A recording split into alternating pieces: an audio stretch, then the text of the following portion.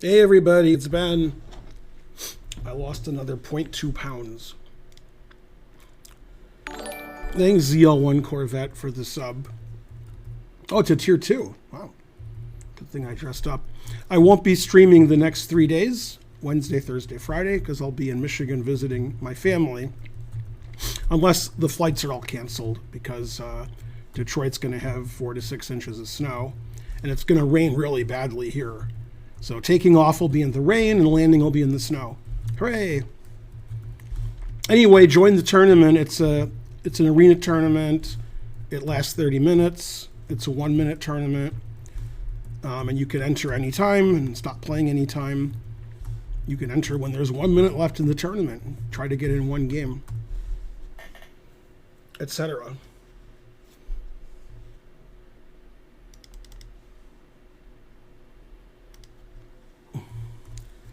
No, I'm flying an airline. I'm not flying Spirit.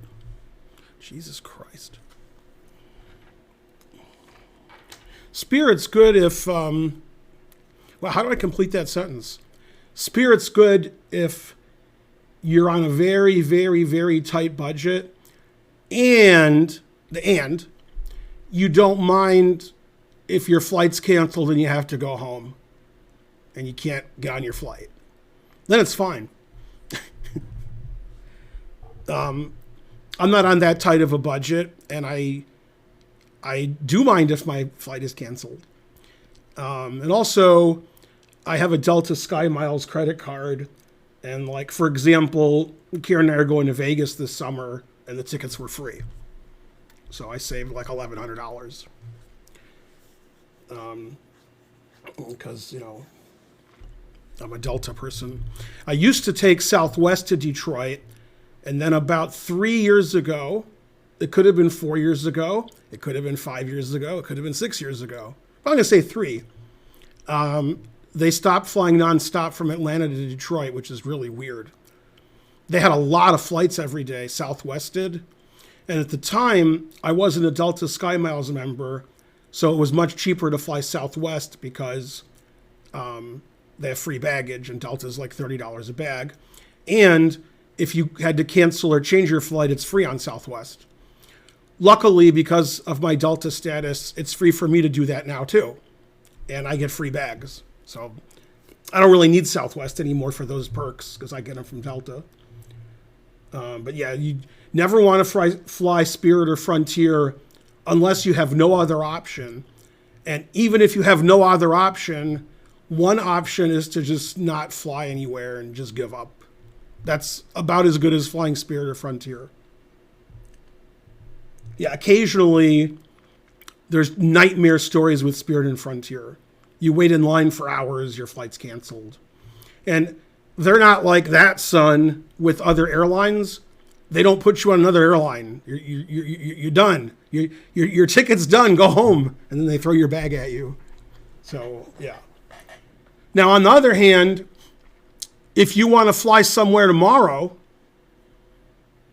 and you want to get the cheapest ticket possible, it's a last minute thing, and you have to go, then that's probably a good option. It's like a last resort. It should be called Last Resorts Airlines. Has the word resorts in it, so it sounds nice.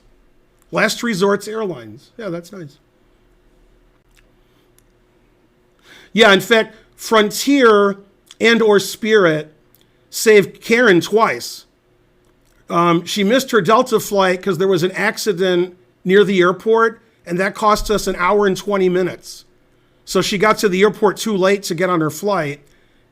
This was when she was flying to Florida for the team tournament last year. And then she got on Frontier or Spirit, and it didn't really cost us. I think we saved money over if she had made her flight. But it cost us like 6 hours, but she got there. And then she wanted to fly home early from some tournament she was at without me. It was either, I guess it was New Jersey.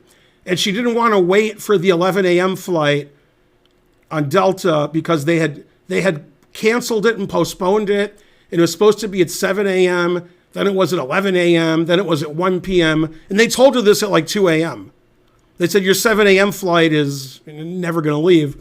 So she got on either Frontier or Spirit like at like 10 a.m. And I think we saved money there too. I think we got a full refund plus Frontier or Spirit was cheaper. So it has saved us twice, but I would never book them as the first option. When I lived in Detroit 20, 30 years ago, I would fly Detroit to LAX on Spirit and it was like free. I think it was like 200 round trip. And, I was broke then, so that was great. Also, here's a tip, which may not exist anymore. It could be this tip is a bad tip. If you're flying to San Diego, and this is a 30-year-old tip, so it could be I'm wrong. But 30 years ago, I was right. If you're flying to San Diego, don't fly to San Diego. Fly to LAX. It's half the price, and then rent a car. And I've done that like 3 times when I had to go to San Diego for like the U.S. Championship or something. And it was cheaper to rent a car in LAX and drive to San Diego than it was to not rent a car in San Diego. Flying to San Diego and back was more expensive than flying to LAX back and renting a car for a week. So I had a car when I was in San Diego. That was good. We got to go out to eat and take all the players. That was pretty cool. I don't know if that's still the case. It could be San Diego's cheap now, but God damn, it wasn't cheap then, etc. Yeah, don't take Amtrak. Don't take a train anywhere. If you're going to take a train, first fly to Europe, then take a train. Don't take a train in the U.S. God damn, worst trains ever. Make sure you're not in the U.S., then take a train. Then it's great. I've taken trains in like 11 countries in Europe, and I took one in China, and they're fast and clean and efficient and so forth. And then in the U.S., it's a disaster. My friend Wes was on a train. He wanted to take trains like all over the country, and he was stuck in Chicago for 6 hours. They wouldn't leave Chicago. They're like, we're not going to leave. And I heard he said this is typical for that particular trains he was on. It would have been quicker to walk. God damn. Anyway, you guys forgot to enter the tournament. Tournament starts in 5 minutes. Don't forget to enter the tournament. So how's everybody doing? This is my last stream until Saturday night. I've been to the gym every day. I'm not doing good with my 1,200 calories. Like the first few days, it was clear that I was eating less than 1,200 calories. I was making sure that I was eating less than that in case I made a mistake. Now I'm sort of loosey-goosey about it. So I would guess in the last 7 days, my average is probably in the 1,600s, would be my guess. I'm not consciously looking at the calories, but I sort of have an idea because I'm eating the same food all the time. So I know what meals are 200 calories and which one are 550. So I've been a little loosey-goosey for no particular reason. Going to the gym's easy, streaming's easy. I'm still doing my Chessable course. That probably won't be done until June because you got to do the PGNs and then you have to record. And recording will take a month at least, maybe 2 months. And the PGNs will take 3 months, 4 months. It's several hundred different PGN files and variations and annotations and stuff. But I do it every day. Did some today before the stream. So I'm actually doing stuff instead of doing nothing. Usually I do nothing.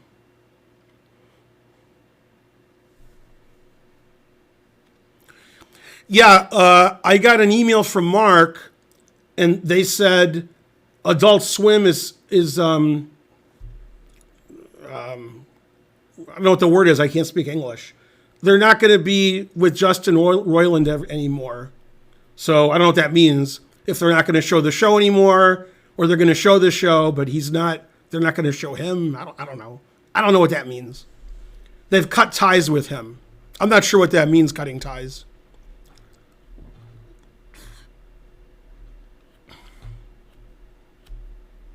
Because Adult Swim has very high standards. So, all right, don't forget to enter the tournament. It's a 1-minute tournament. It starts in 4 minutes and 20 seconds, 4:20. It lasts for 30 minutes, and then we'll do something else. And what's funny about today's Tata Steel is there was a very interesting rook and pawn endgame, which both sides misplayed today in the Masters group, and it was 2 against 1 at the end. Well, at the end it was 1 against 1, but it was 2 against 1, and the players misplayed it. And if you saw my lecture on Monday, which is really unlikely because we only had 2 people in the audience, if you're one of those 2, I was talking about how rook and 1 versus rook and 1 and rook and 2 versus rook and 1 is very complicated, and even the top players mess it up. And if you can steal half a point here and there, it's good for your rating, and you feel better about yourself because the game ended, you saved it. And that's exactly what happened today. And these are the best players in the world, and you need to get tired after playing for 6 hours, and it's hard to calculate all the variations correctly. And he did not, and it cost him the win. It actually had a big effect on the tournament. Sort of like John, where Jim had a big effect on the tournament. Well, you wouldn't say on the tournament, but you get the idea. It depends on what your definition of is.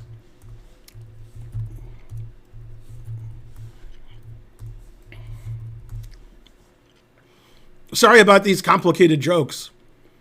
Maybe one of you will get them. That's good enough. Man, I turned the heat on like 20 minutes ago, and it's still cold in here. Usually it gets pretty toasty. We have this really tiny space heater. It's like this big, and it's really far away, and it like heats up the whole room. Those things do a good job. In fact, if my flight makes it and I stay with Wes Berger, which I'm supposed to, his vents in the room I stay in don't work. The heating vents, nothing comes out of them. So it's like 30 degrees in that room, but he has a space heater, then the room's hot. And then the last time I visited with him, he forgot to put it in both nights I stayed there. He was like, "Oh, I forgot to put it in your room." And then he forgot again. And he's asleep when I get there, so I just freeze to death. But who's the oldest GM title in history? Me. So you said earner, so that's, I guess it's probably Larry Kaufman, because he was probably about 60 when he got the GM title, because he won the World Senior. But it could be somebody older. I don't know. I think I'm the oldest person to get his third norm, but maybe I'm not. Okay, tournament starts in 10 seconds. You can enter late. It lasts for 30 minutes. It's a 1-minute tournament. Exclam join to join. And good luck, everybody. We're starting in 4, 3, 2.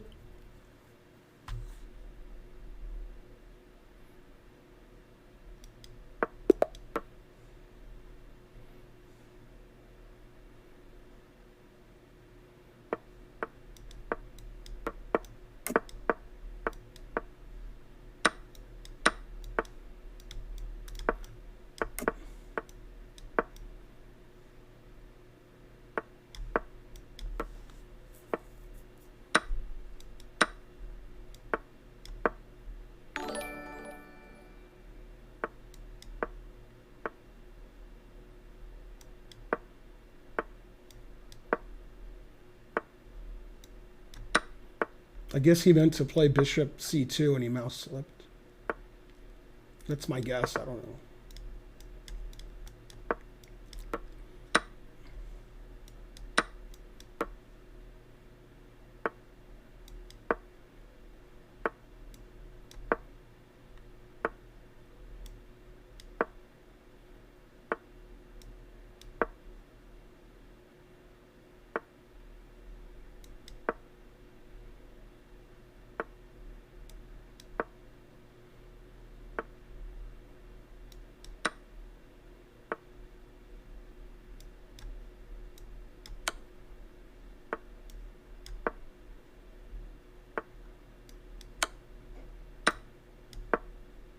Ooh, that's a terrible move. Jesus. God, what the hell's wrong with me? Damn it.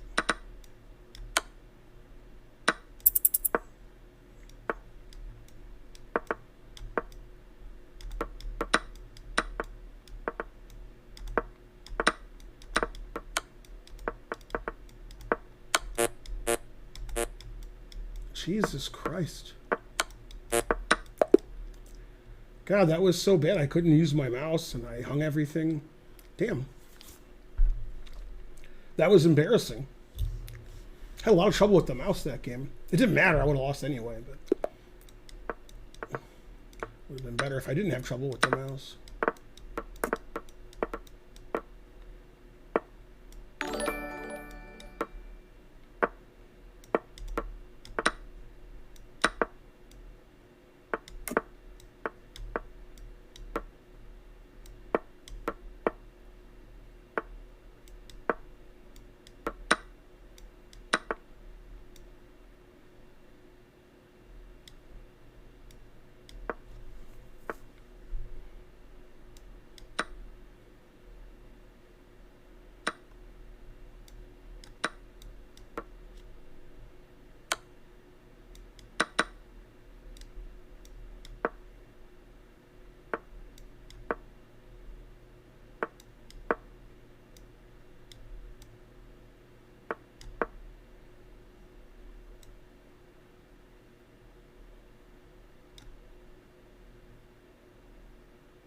What's the problem? Rookie D8. Jesus Christ. Wow.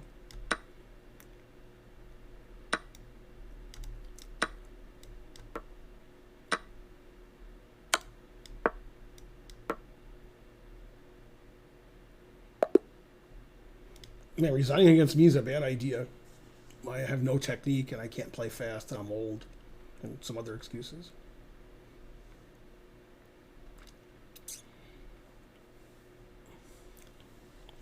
Yay, Perrier. I won.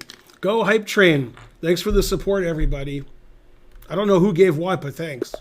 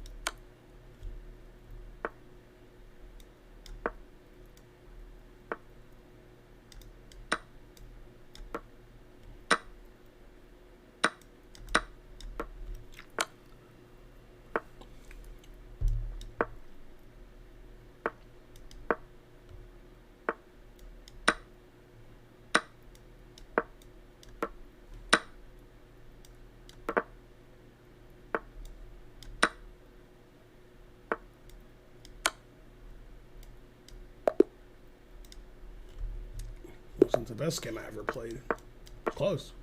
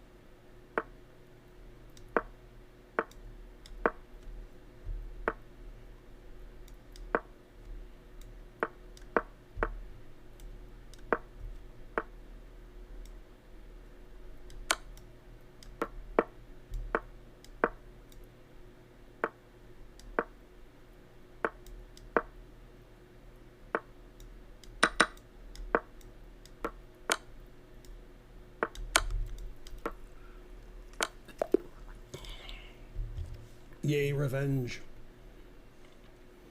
Tied for first. A brilliant Swiss gambit in an arena.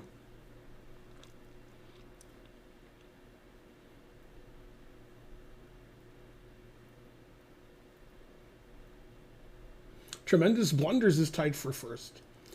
There's 3 people tied for first who are under 1,200, including my opponent.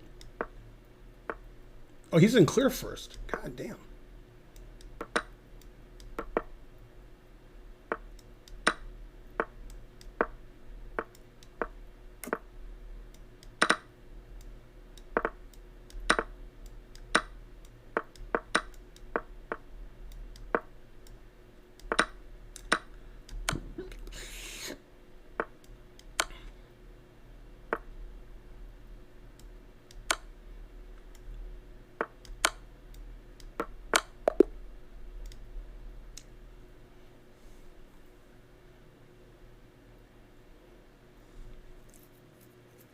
Oh, he played faster than I did.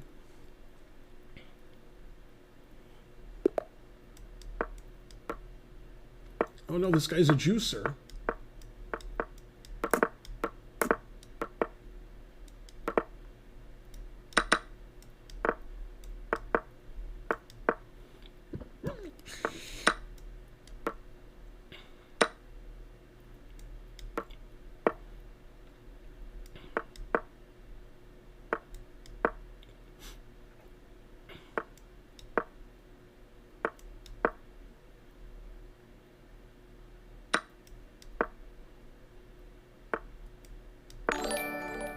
Yay, thanks STL Chess Club for rating with a party of 43.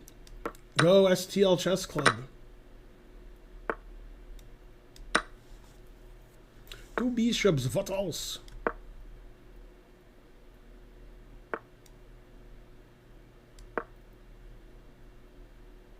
One bishop, what else?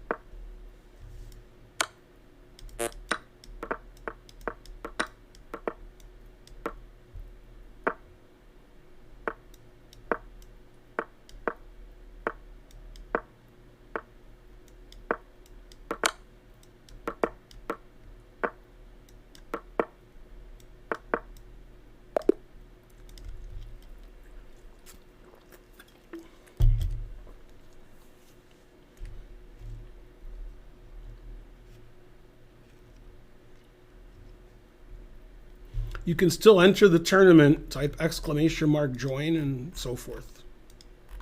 Mainly and so forth.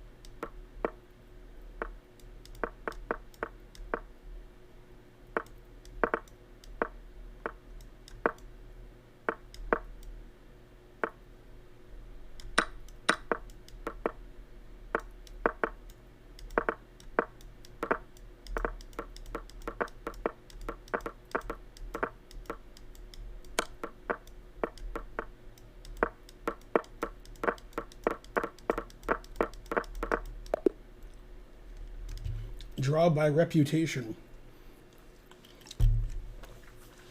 Yay, I'm finally in first. How many moves was that game? 74. 11 seconds. That's good for me.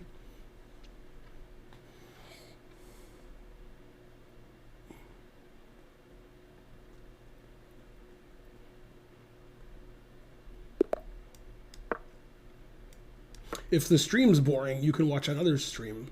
America. Karen's at Music Bingo as per usual.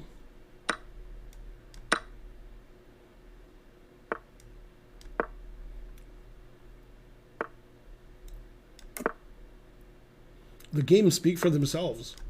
Look at all those pins. They speak for themselves. Well, I guess they didn't.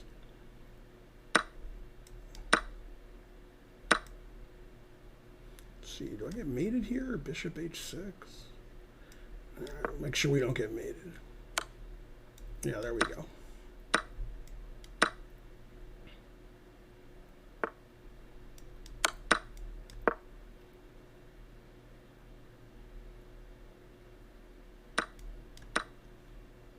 Yeah, when Karen shows up, we'll look at some of the Tata Steel games from today.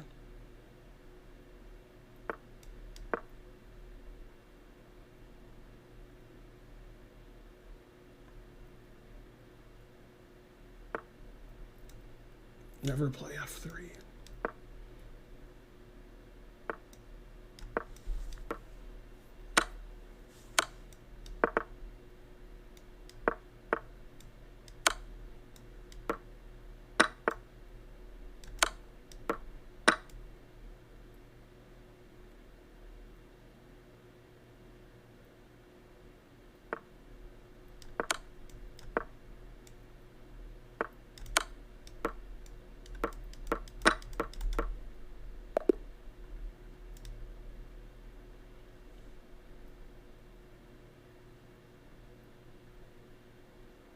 We have 38 players thus far.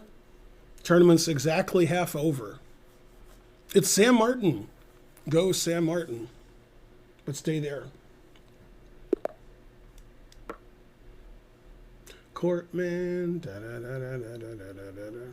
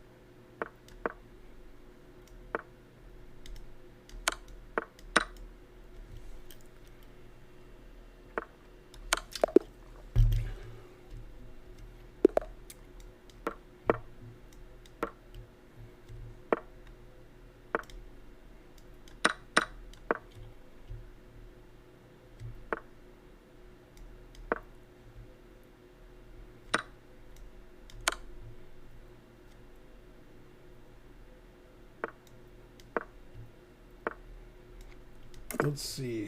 I'm in first by 1 point.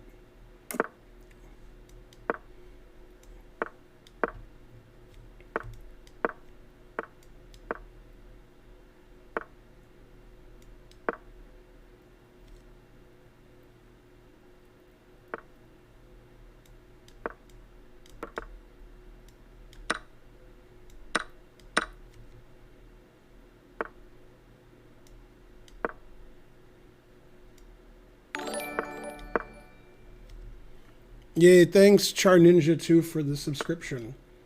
Thanks for supporting the stream.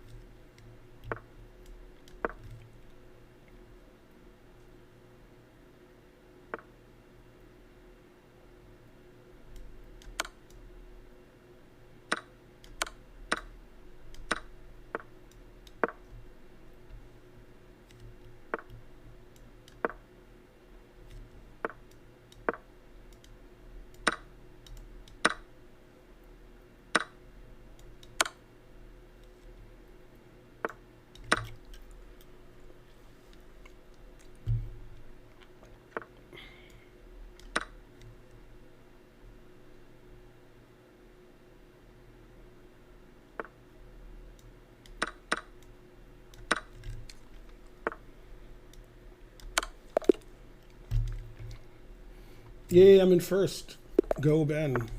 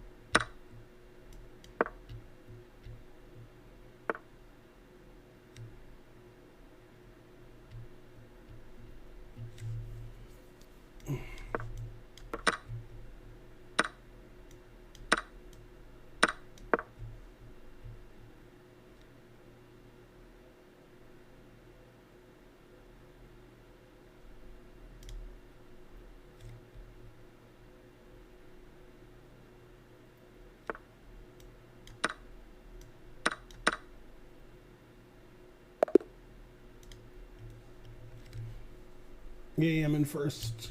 41 players. You can still get in. There's 7 minutes left in the tournament.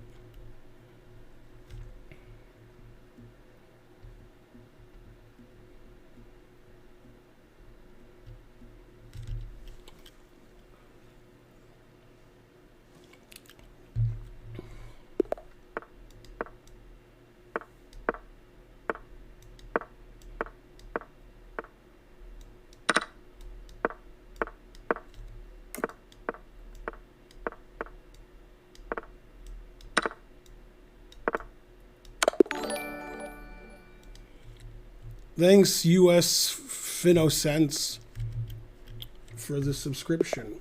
Also, us FinoCents.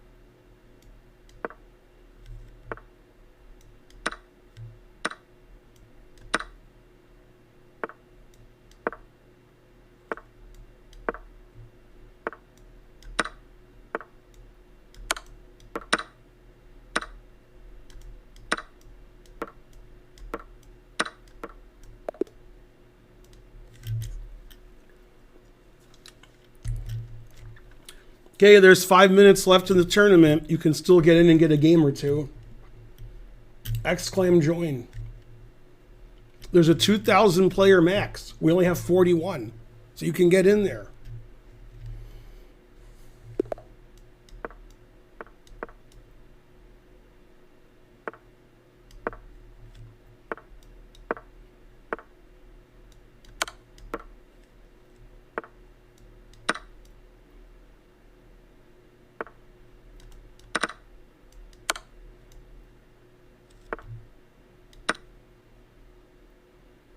Well, he's not using an engine.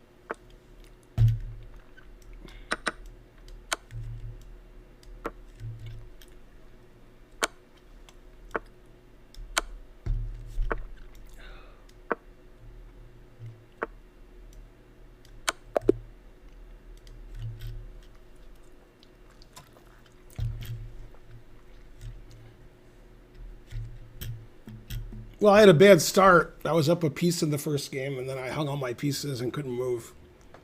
Then after that, it was okay. Then I have like 13 and a half out of 14. All right, last game. I do en passant checkmate every game, even when I don't.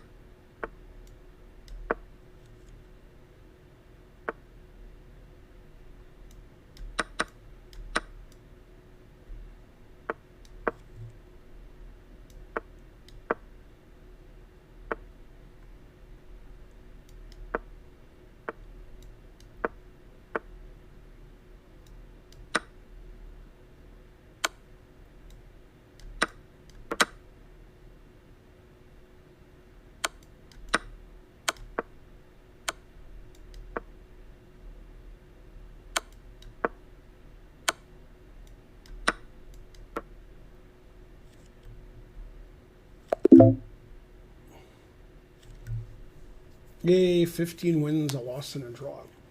Yeah, he didn't resign that game. The tournament just ended. Hooray for Ben. I can't score 55. Oh, wait, I did score 55. A very suspicious tournament. That's the way I like it.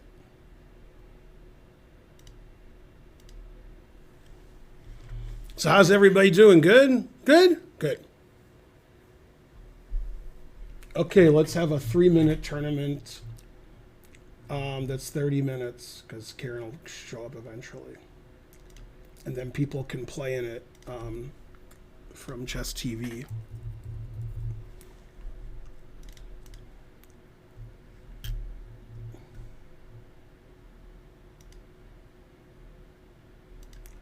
$21.04.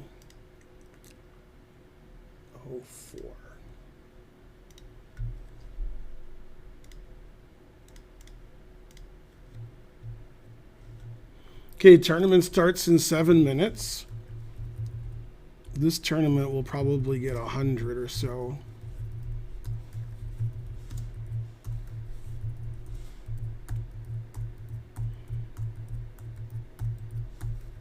And we'll be on Chess TV in about 3 minutes.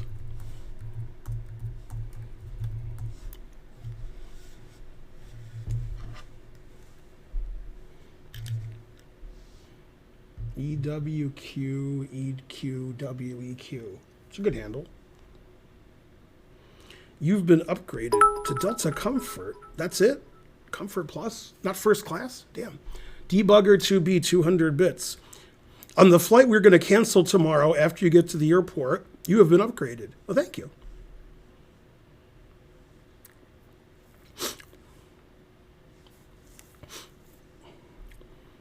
It says I've been upgraded, but when I look at my boarding pass, it has the same deviled egg.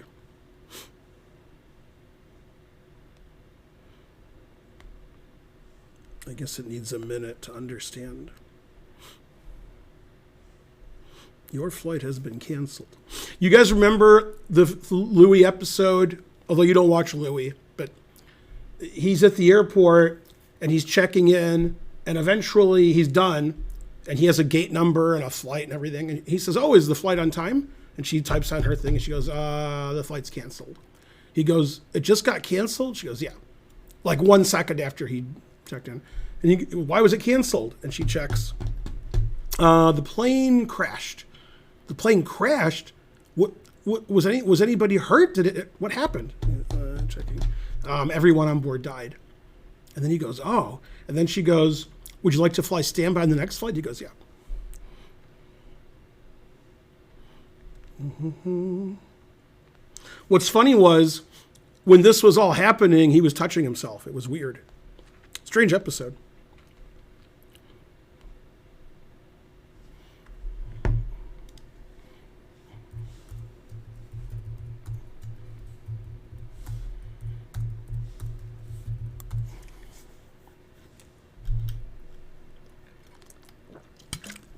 And that's like 3 jokes.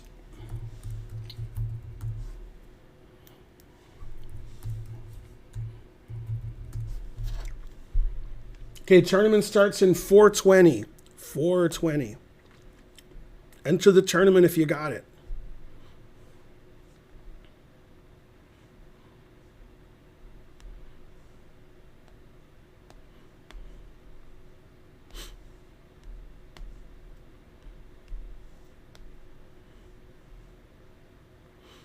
I've been downgraded. Oh, no, wait, not downgraded.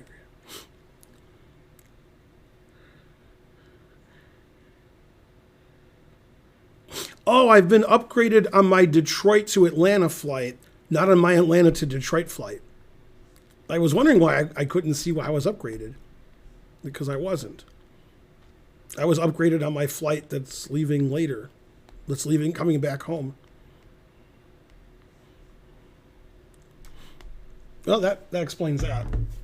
That's why I was confused.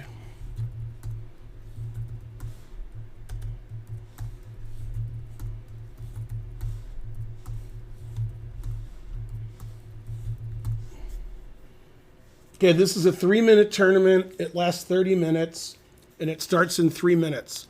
Hi, Chess TV. We're having Tournament Tuesday, after which we're going to look at some Tata Steel games from today. Karen will get here about 9:30. This tournament's going to end about 9:30, and then we're going to look at Tata Steel for the next hour and a half. So the first hour and a half of stream is tournaments, and the next hour and a half is Tata Steel. I'm not going to be streaming again until Saturday because I'm going to be in Michigan if my flights aren't canceled, visiting my daughter, my mother, my brother, and a couple friends. And I leave Wednesday morning, and I come back Friday night. This is an arena tournament. You can play as many games as you want, enter when you want, leave when you want, stop playing, play more. And it'll end at about 9:34 Eastern time. Right now we have 21 players. We got 41 players in our 1-minute tournament. Trying to learn has no excuse. He said 1 minute was too fast. This is 3 minute, but I still don't see him entered. Very suspicious.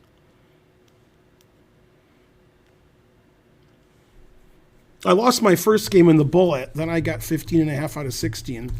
And the game that I lost, I was up a piece on move 10. Then I hung all my pieces. And I lost on time, and I couldn't use the mouse, and I couldn't hang on to my pieces. The last 20 moves of that game were apathetic. Or it seemed like I was apathetic, but it was just pathetic.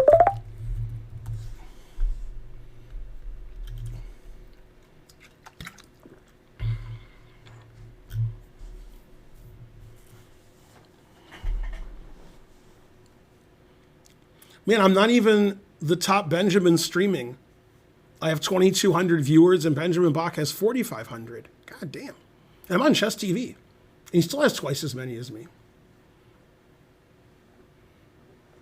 You're apoplectic. Terrible. I was resting my eyes. You're resting on your laurels with a hearty handshake? What? 28 players. What else?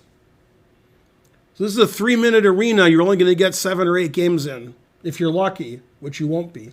Trying to learn, you're one of the higher rated players. I've never said that before. You're in the top half. You're going to get pared down in the first round. Although actually it's an arena, so you're going to play somebody with the same rating as you. That's what I meant. 32 players. Trying to learn's ranked 14th. We all have a chance. Oh, Benjamin Bach was on before me, so those viewers that he has, he doesn't really have, is what you're saying. Okay. I was wondering how he had twice as many viewers as me, and I'm on Chess TV and he isn't. That makes sense. It is all about the Benjamins. We raid each other, etc. We go shoe shopping in San Francisco. That's how we do it.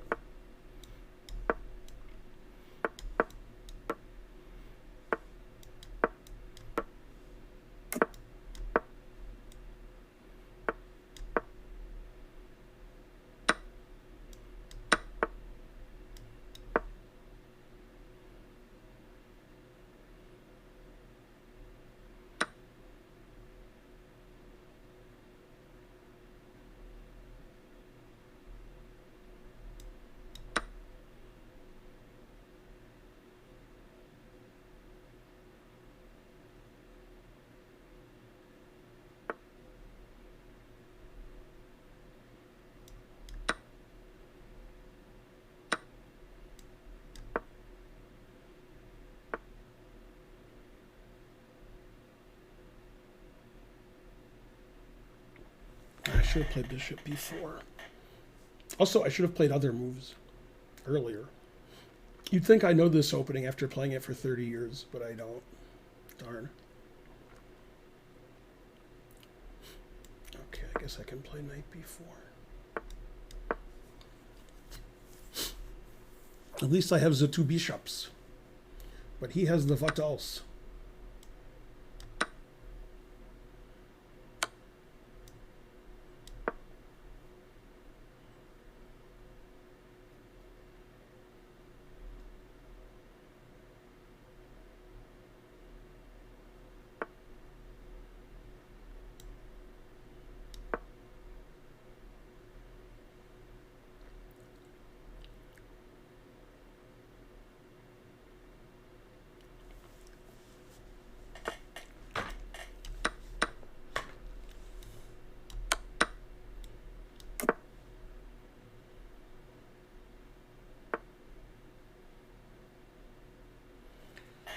Hey, hey, hey. Be better if I saw stuff instead of not seeing anything.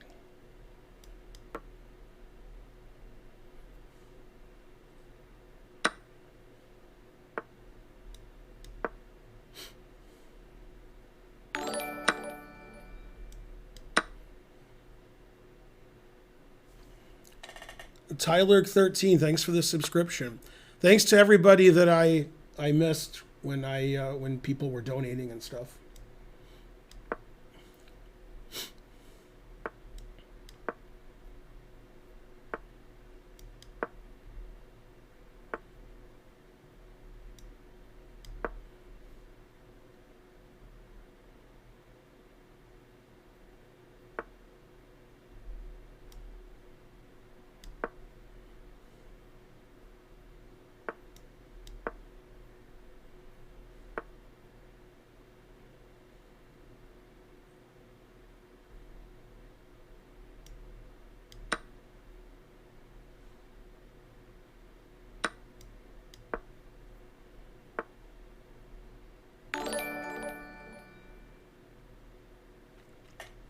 Thanks, Dobragab.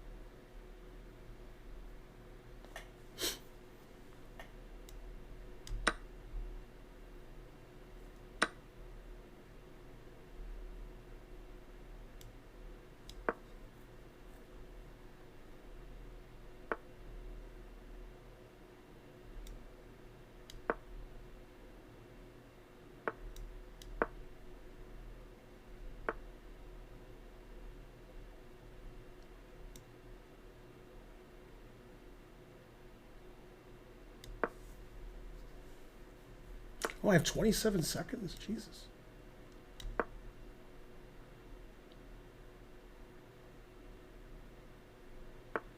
B4 was a blunder. Jesus Christ.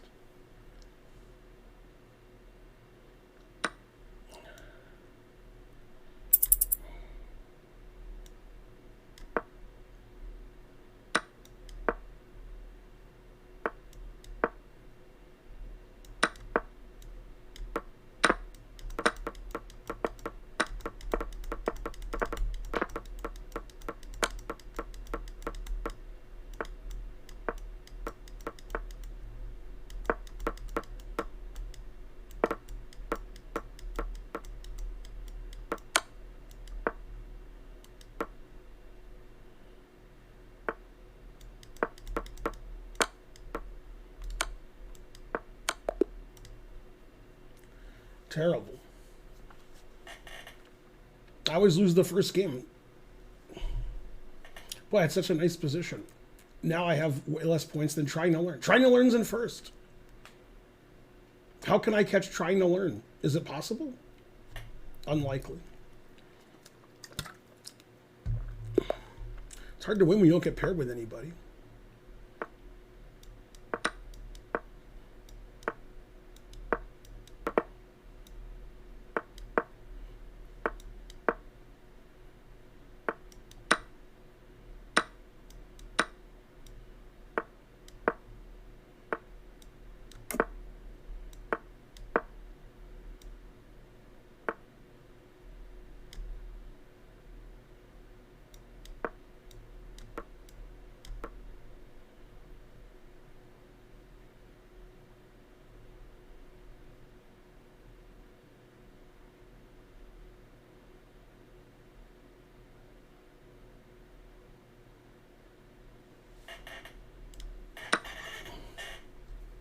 Trying to learn is always doing better than me in arenas. Gotta have more Swisses.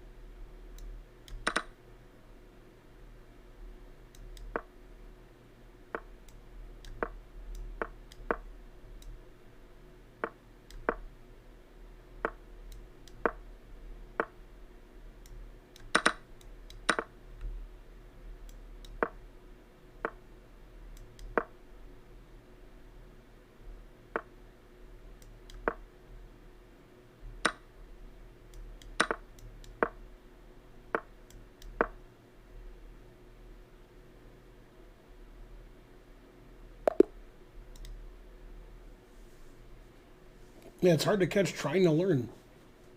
He's way ahead of the pack. Although he's in second.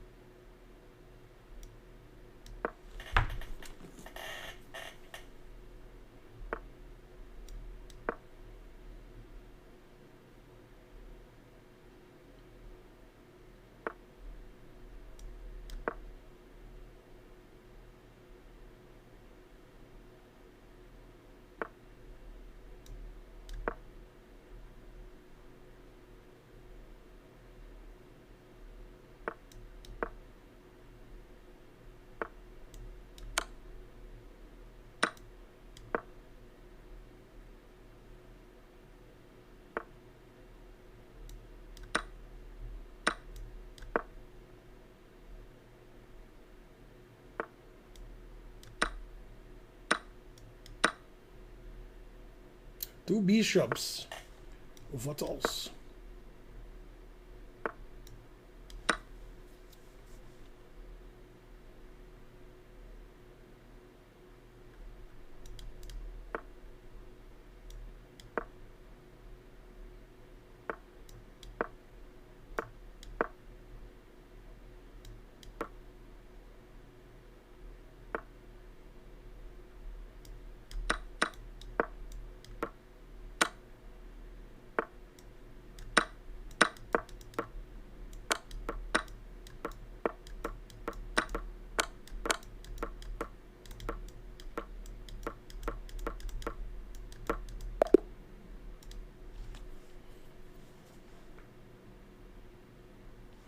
All right, I'm tied for fourth.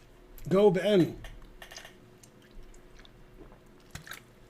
Tournament's almost half over, though.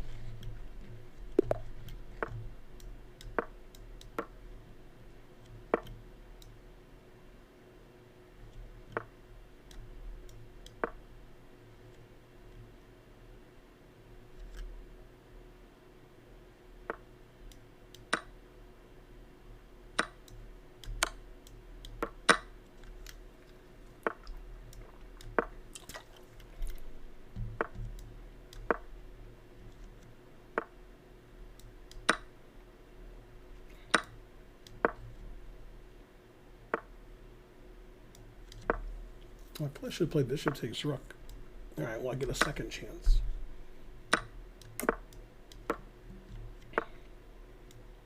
Also, all my other moves were terrible, but you know, as long as you guys don't know that.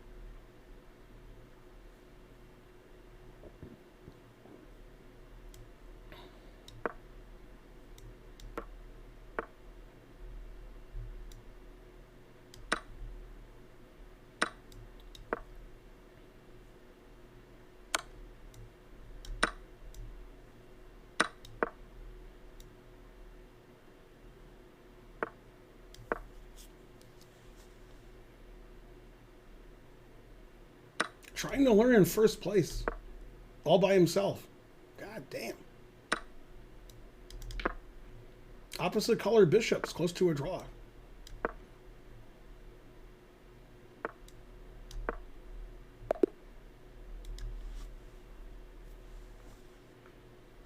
All right, I'm tied for second.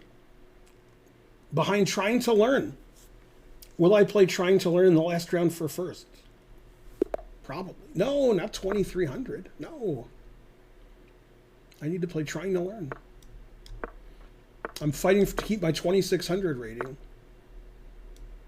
Yeah, I'm doing a Chessable article on this opening. Let's see if I can follow my advice.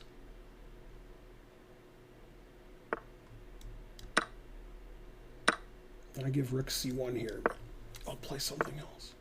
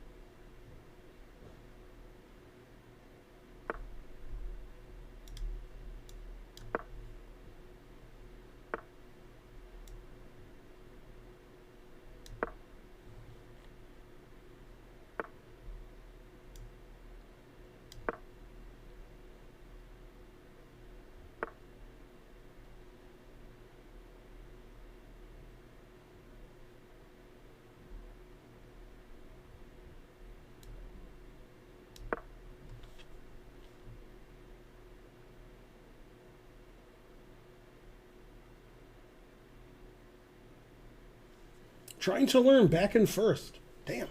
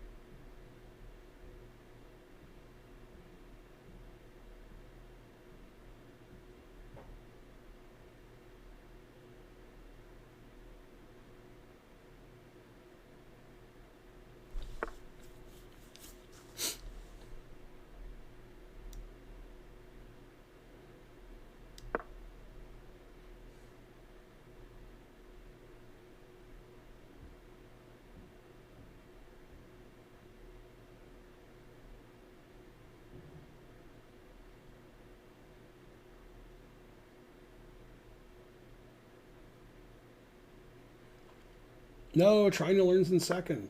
Terrible.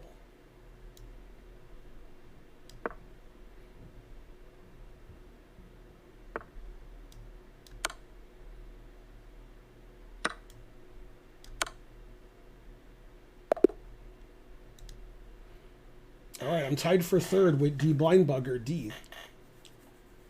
10 minutes left in the tournament. And I still haven't caught trying to learn. Terrible.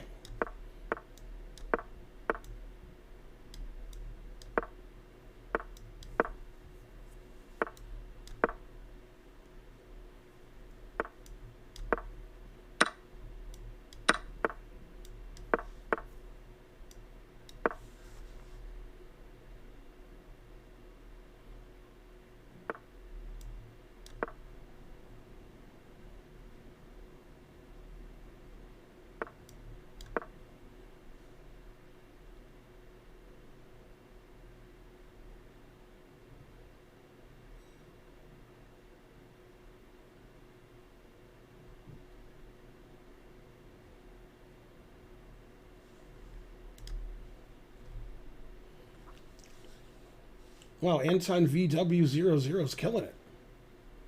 He can't be caught.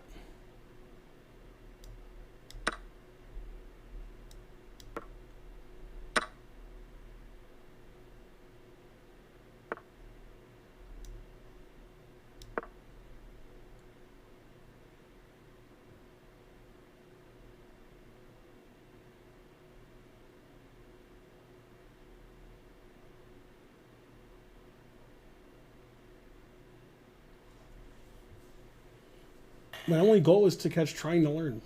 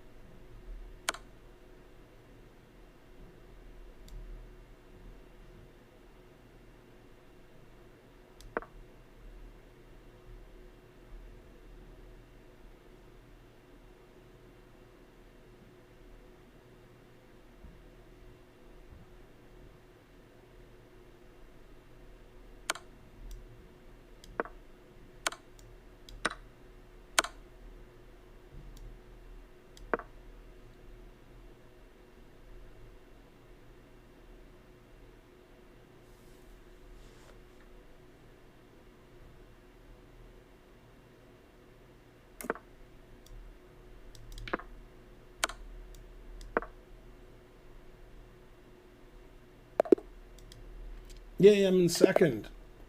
And more importantly, I've passed trying to learn.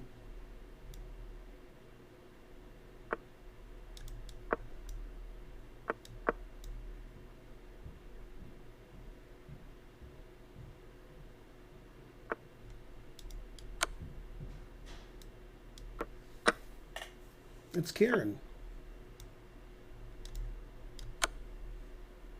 Play King G1. King G1. Darn. I was rooting for him.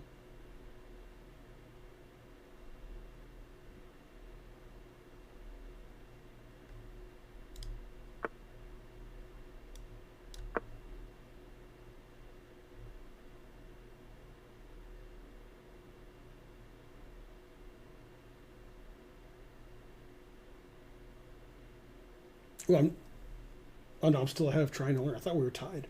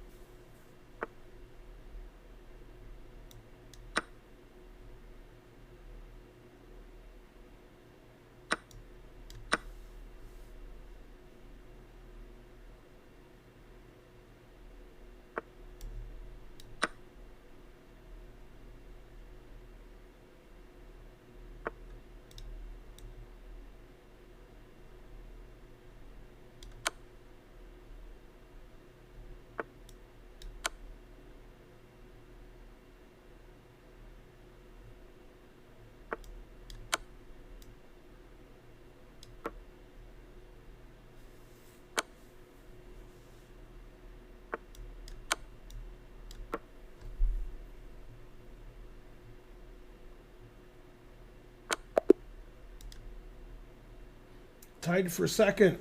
Last game. Darn, 2,300. It's unfortunate.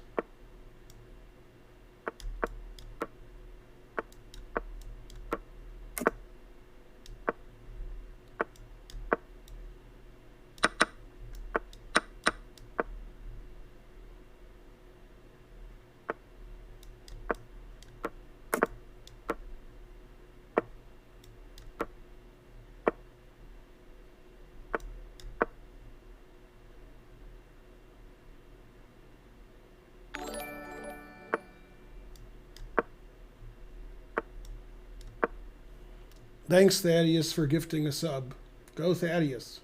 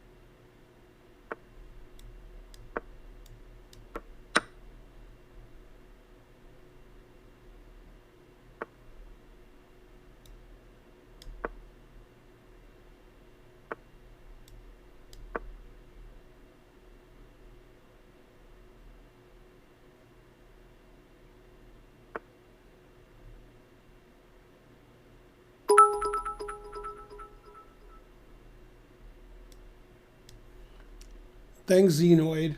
Go, Xenoid.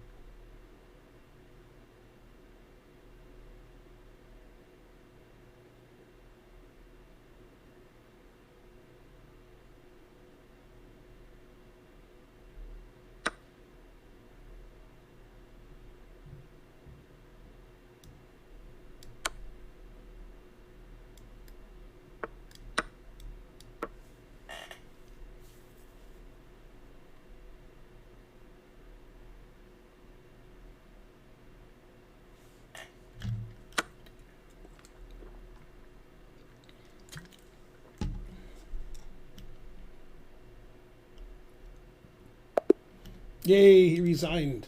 So I won the tournament because he resigned. He could have just let the time run out. But he was a gentleman. I'm in first unless that guy in second wins. He has to win in the next 20 seconds.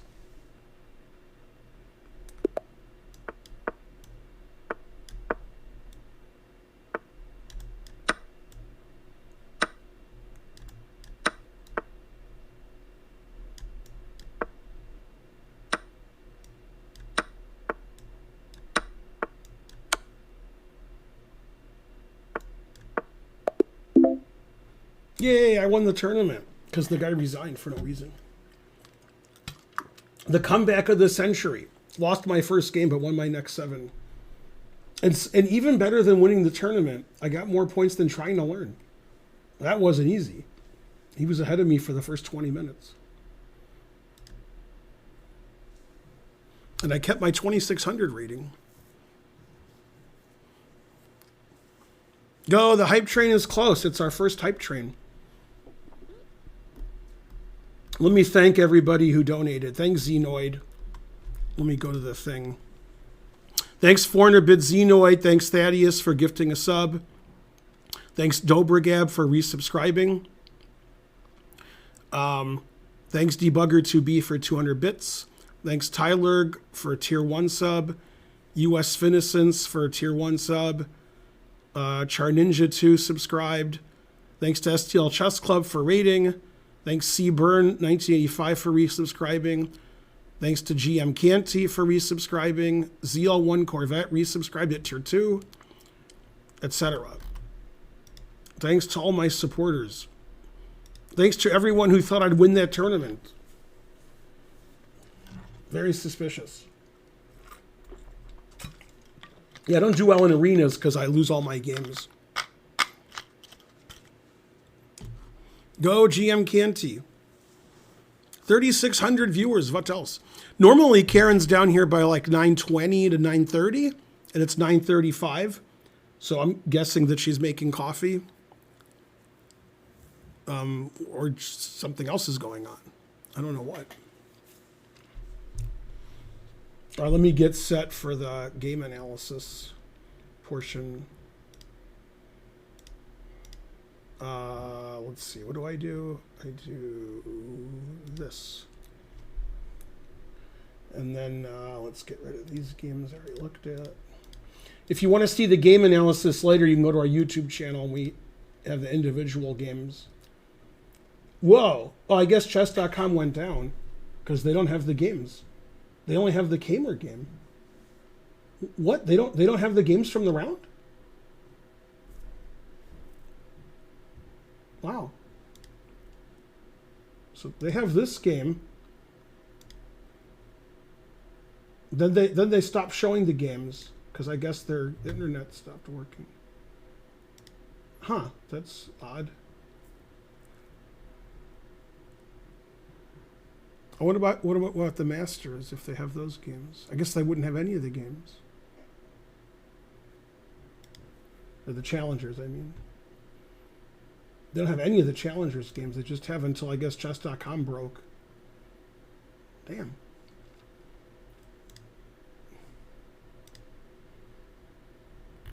This is actually the game that I wanted to show more than any other game, was the Kamer game with Abdusatorov. Hey, Karen. So probably I can go to the internets and find games and then paste the PGN into an analysis board, I guess. Chess.com was down a lot of the day. So when I went to the games to look at them, there's only one game. The other games just stop in the middle. And it looks like the Kamer game, they just put it in. Like, they just decided to put the game in because it was the last game to finish. The other games, like move 10, 20, it stops. And there's no result and there's no more moves. And there's no games in the Challengers. Yeah, I said you probably got coffee because they were, later than usual. I got 2 cups of coffee there. Yeah, I saw that it was still hot up there, so Whoa. I wasn't sure if you'd want more. I always want coffee. I have to use the restroom. Hey, do you want me to turn this off? Okay. Yeah. Or what do you think? Yeah, whatever you want to do. I'm fine. Okay. If you want it warmer, you can leave it on.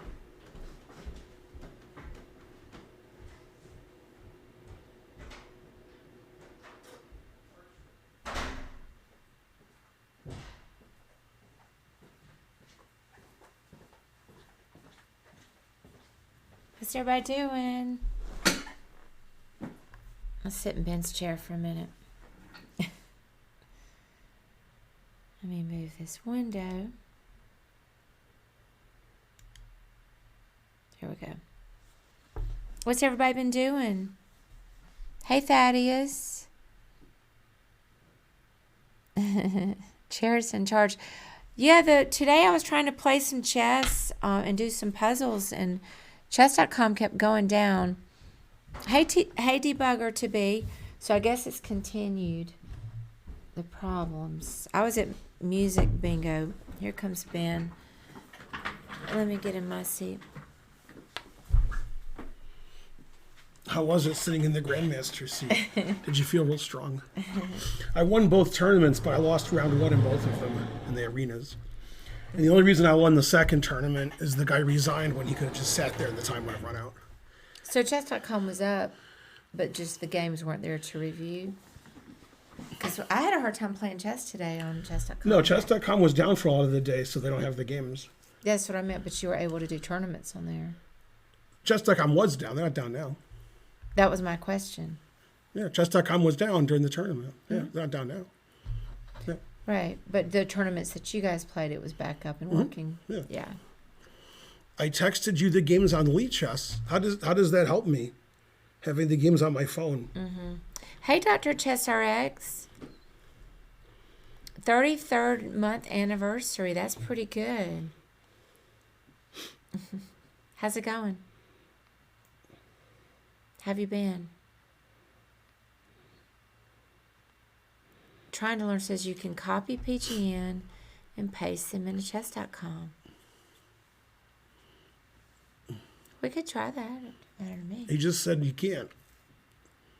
He said you can't get iMessage on your PC. Terrible. Then he said that we were banned. Yeah, I guess you can put them in chat.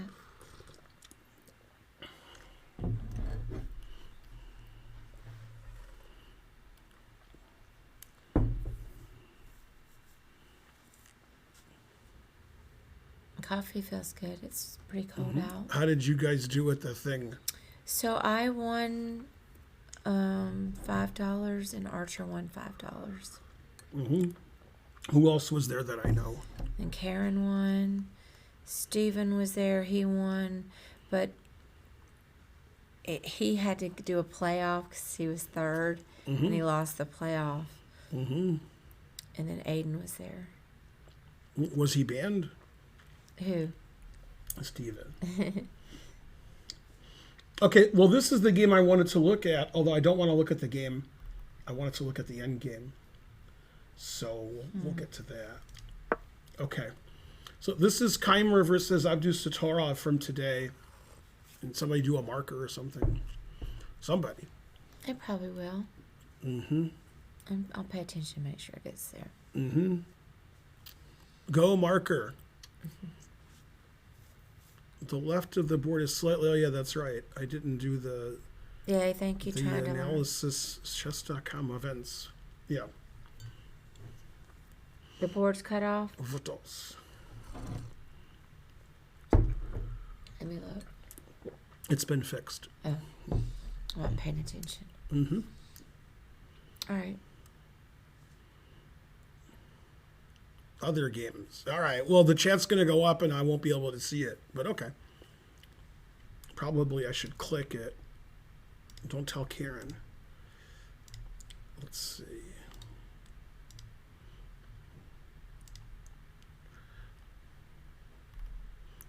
Yeah, that should work somehow.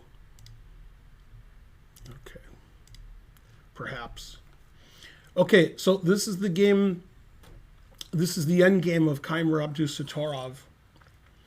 And the opening was about equal, and Abdusattorov got outplayed somewhat. and Keimer has a big advantage here for three reasons. He has a better rook. He has a better king. King can go up and black's can't. And he has a better pawn structure. Black has isolated D pawn, which can be attacked by all three of white's pieces. So if two engines were playing, I don't know what would happen because Stockfish says it's plus 1.09. So it could be a draw with perfect play. It could be a win. Practically speaking, I think since defending is difficult, I would expect white would win a lot of the time. Maybe like white would win 2/3 of the time and black would draw 1/3 of the time. Okay, so in this position, the engine wants Abdusattorov to play g5, ostensibly to stop king f4 and knight f4. So he didn't. He played h6, which the engine says is very bad. And this is funny because knight f4 and king f4 both look good, and he chose the wrong one. One of them is +3, and one of them is +1. So just by following simple rules and not calculating, you would play the right one if you've watched my chess stream or had lessons with me or watched my videos. Of course, they don't play on general principle without calculation. A lot of their play is based on calculation, especially these players are both under 21. So they calculate and so forth. So it turns out the best move is king f4 and then walking your king up. And the engine says white is +3 and therefore should probably win. But he played knight f4, which has the direct threat of the d pawn. And typically, when the pawns are on one side of the board, 4 versus 3 is a draw. However, in this instance, if black just passes and lets white take this and they trade, that would be a winning rook endgame because this pawn isn't like on h3, it's on d4, it's a passed d pawn. And black has made his king quite exposed, and my king can walk in.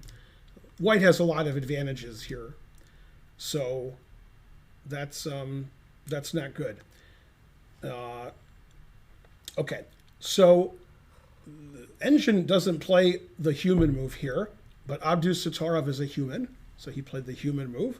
The only move I would ever consider, rook b5, defending my pawn. I would never think of another move. Then he played knight e6 check, which is just sort of a random check. It doesn't really hurt anything. And then he played knight c5. And probably Abdusattorov, when he played knight f4, he thought, well, maybe I should play knight f4. I'm sorry, Keimer, not Abdusattorov. Keimer probably thought, well, I could play knight f4, king f4. I don't know. But I can play king f4 later. So I'm not in a big hurry. So I'll play knight f4. I'll see how that is. And he made the time control with the move knight e6 check. And now he can think a long time and decide whether to go here or to reposition his knight on f4.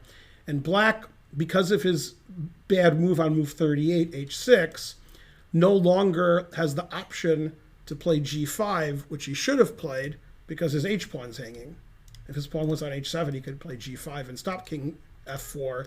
Then it might be more critical for white to do that, play king f4 right away. Since king f4 can't be prevented, he can play it later. And now the engine says white's up 1.5. So that's typically winning, typically in the endgame. Okay, he played rook b2, so now I would not recommend playing king f4 because your f-pawn's hanging. Played knight d3, attacking the rook, repositioning his knight to e5, and defending his f-pawn. So he can play king. So knight d3 makes sense. He attacked the knight, knight e5 check. The king has to go to g7 because the rook and the knight attack the g-pawn. So we have to defend it. Okay. And if you play rook e6 with the idea he moves his knight, then I take the g-pawn, or he defends his knight and I still take the g-pawn, After rook e6, I can play rook b7. And then you can't take anything for free. So he played rook d7. The king can go to f8 or f6. They're about the same. He went to f6 because he's a human. The engine actually prefers f8, but humans generally will go forward with their king as opposed to backward, unless they've calculated 10 moves ahead and decided, okay, king f8's better. But, I mean, there's not a lot of calculation here. There's like, how do I win the g pawn? How do I win the d pawn? And black's like, how do I defend those? And then if white never wins a pawn, then it should be a draw. If white does win a pawn, he should win. Okay, he played rook a7. Engine agrees. This gets the rook away from the black king. It gives us the d7 square for the knight. We can check here. We can attack the pawn from the side. Rook's good on a7. Can't be harassed very much. Rook b2, keeping an eye on the f2 pawn. And he played g4, which engine approved. Always play g4. Like, and the idea is, if you take on g4, typically in an endgame where you're trying to defend. So here, it's clear that white's better. Black doesn't have any winning chances. White has a lot of winning chances. Typically, you wouldn't play g4 because you don't want to trade pawns. However, in this position, if black trades pawns, then his king has to defend his knight, and his king has to defend his h-pawn. So white just gets a free pawn, and black's going to be left with two isolated pawns. And white is actually threatening, if you can call it a threat, to take on f5, and you can't take with the king because I'll play rook takes knight. If you take with the knight, I'll play rook a6 check and win your g-pawn.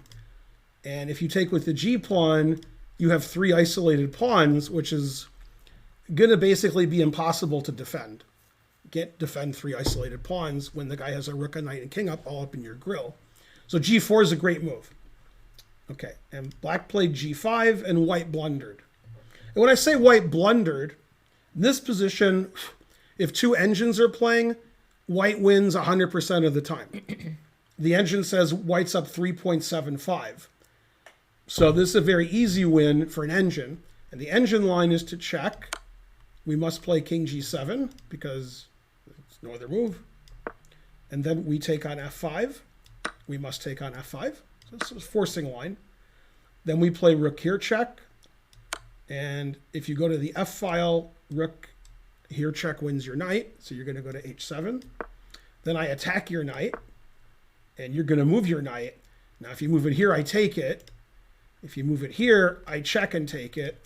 So your options are to go to g7 or h4, and they're both terrible. The engine very slightly prefers g7, but okay, it doesn't matter much. And then knight g4, attacking the pawn. h5 is forced, because you can't defend your pawn otherwise. Then we play rook h6 check. Then we play knight f6 check, and then we decide which pawn we're going to take. And the engine says white's up about 2.5. Okay, and that's forced. And if you're an engine, you see that. If you're a human, you don't. Okay, maybe Kasparov in his prime or Anand in his prime. But, okay. And in this position, he made a bad move. And when I say it's a bad move, it's not the right move. So mathematically, it's a bad move. But it's bad because it shows a lack of understanding of what's happening. And Svidler was very upset.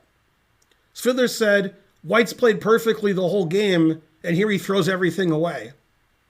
But as Karen will attest to, you guys can't see, but Karen can, there's a lot of colors going on here later. That's not good, especially when it's red. Yeah. So there's mistakes. Every move is a mistake. And truth hurts. Okay, so he played king g3. Okay, instead of the winning line. And this is a blunder, after which maybe white's winning, but he obviously underestimated or misunderstood the move f4 check. And, you know, if black has his druthers, we'll just trade all the pawns off and white has no advantage. Like, why is white better? You know, if we just take everything, take. So Just 2 against 2.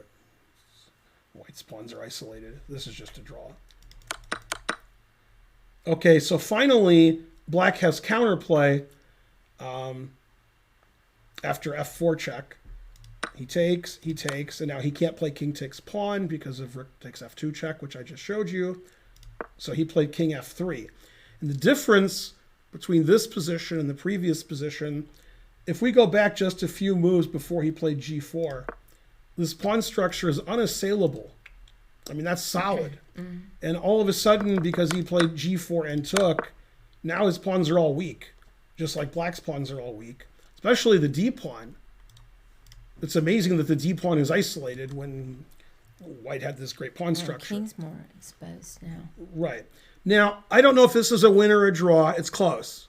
And if he played the right move instead of king g3, and he played like an engine, it's 100% a win. Now it's like, I don't know, 50-50. And probably some of the 50-50 is the fact that maybe black will make a mistake, as opposed to both sides play perfect and it's 50-50. Then it's probably 40-60. Okay, so he played rook d2, keeping an eye on the d4 pawn. He wants to take it. Rook check, king moves back, and he plays rook b6. And there's a tactic here which ended up happening. In fact, it happened now. And Svidler and Howell thought it was just a dead draw after the tactic. And it turned out white has a big advantage, if not winning. Unclear. But black probably has to do that anyway. Black played rook takes d4. And it looks like a blunder, because now white has a trick. But then black has a trick. And then white had a trick that Svidler and Howell didn't see, so the game went on instead of just agreeing to a draw. Okay, so the first trick is we attack the knight. It's pinned. It's going to be taken with check. So you have to play king f6 or king f8. Doesn't matter which one. Thank you, Ratifusio. And then you take it, because if king takes rook, knight c6 check, forks the king and rook and wins. Yeah, I see that. Okay. So both players saw this, that this was playable, and now black plays rook e4 and wins his piece back. And once this happened, Svidler's like, they're going to agree to a draw any minute, because white's going to win some pawn, black's going to win the knight, and it's rook and 2 versus rook and 2. Okay, but Keimer had seen more. The players see more than the commentators. He played rook h6. And rook takes knight just loses. I play rook takes pawn check. And then I'll win this pawn, and I have 2 passed pawns. So you have to take with the king. Takes. And like this is 2 versus 2, which seems like a draw. But if it is a draw, it's because black's playing really well. Because it's very hard to hold on to your f pawn and stop the g pawn. Pawns are sort of loose. Okay, and he played rook b4, rook check. Now we have a decision to make, and he made the wrong decision. And it's funny when people make wrong decisions at this level, if I said they played too passive or too aggressive, or at a class level, players between like 1,000 and 1,600, it's the opposite mistake. Low-rated players play passive when they should play aggressive. High-rated players play aggressive when they should play passive. They just can't play passively. They can't do it. The engine moves the king back and says probably it's a draw. But he played king d4 because, homie don't play that. Abdus Satorov is going to play aggressively and try to play that way. In this position, white made an error. White played rook h8. And he should have played rook f5. And after rook f5, if you're like, well, I'll just give this pawn up and I'll queen this pawn. How? If you play king here, I take the pawn. So. And you can't take it with the king, the pawn? In this position? Yeah. You could, and then black would do what he wants. He would play king check, and then he would Yeah. start pushing his pawn. Right, okay. But after rook f5, how does he get this pawn going? If he plays king here, I take the pawn. If He plays king here. I play rook takes check, and then d4, your pawn's pinned. Okay, so rook f5 is winning. He played rook h8. Black thought better of what he did, and he played king e5. And after check, he correctly played king f6 instead of back to d4. He's like, okay, wait a minute here. Okay, and in this position, he blundered.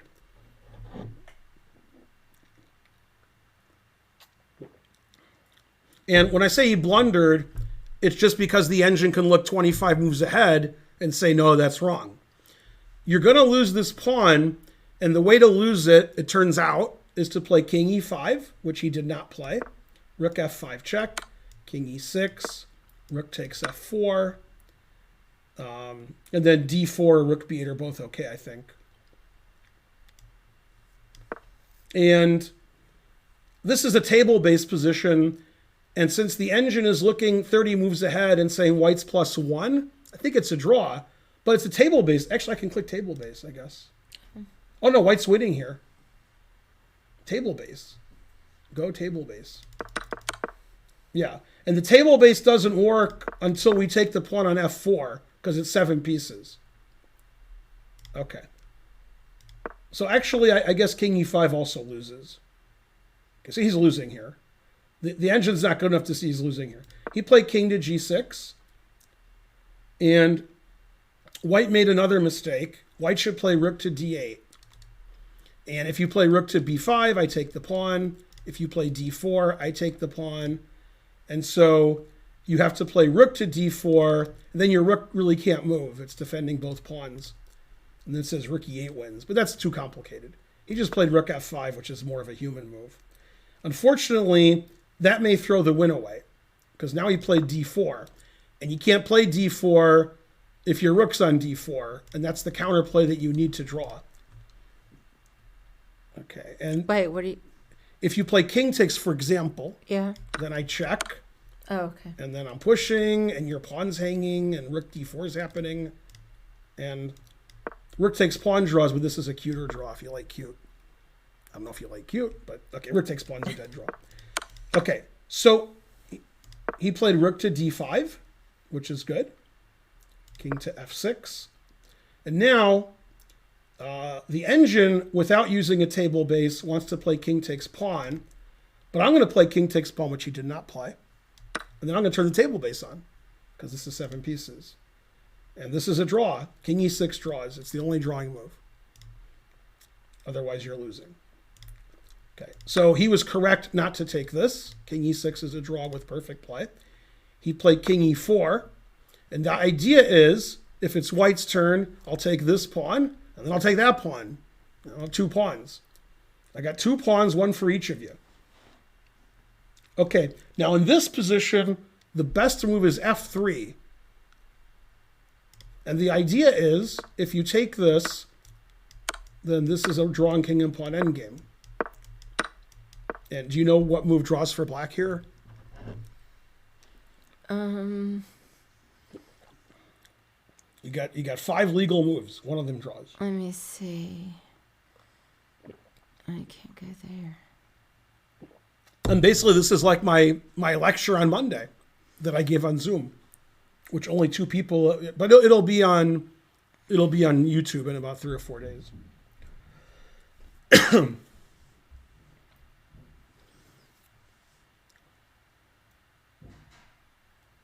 Let's see, I think king f5. Close. Oh. When he takes this pawn, then you play king f5. So you have the opposition. Well, that's what I was talking about. I'm sorry. If you play king f5 now, I take the pawn and it's a win. Oh. You have to play king f5 after I take the pawn. So you have the Oh, opposition. yeah, you take it, yeah. So you play here. And then after it takes... you Done. go. I had the right idea. Mm-hmm. I'm just tired. Okay. So after f3, white can't play king takes rook takes d4. It's a draw. Mm-hmm. White has to try to win another way.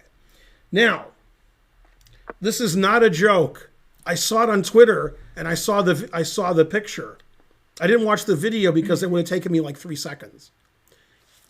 They're watching this on a big screen in Germany, Watching what? This. Oh, the game. That's the only game going on. Every other game's over. And in Germany, they're rooting for Keimer because he's German. And they're watching it somewhere. I don't know where. Chess club? I don't know.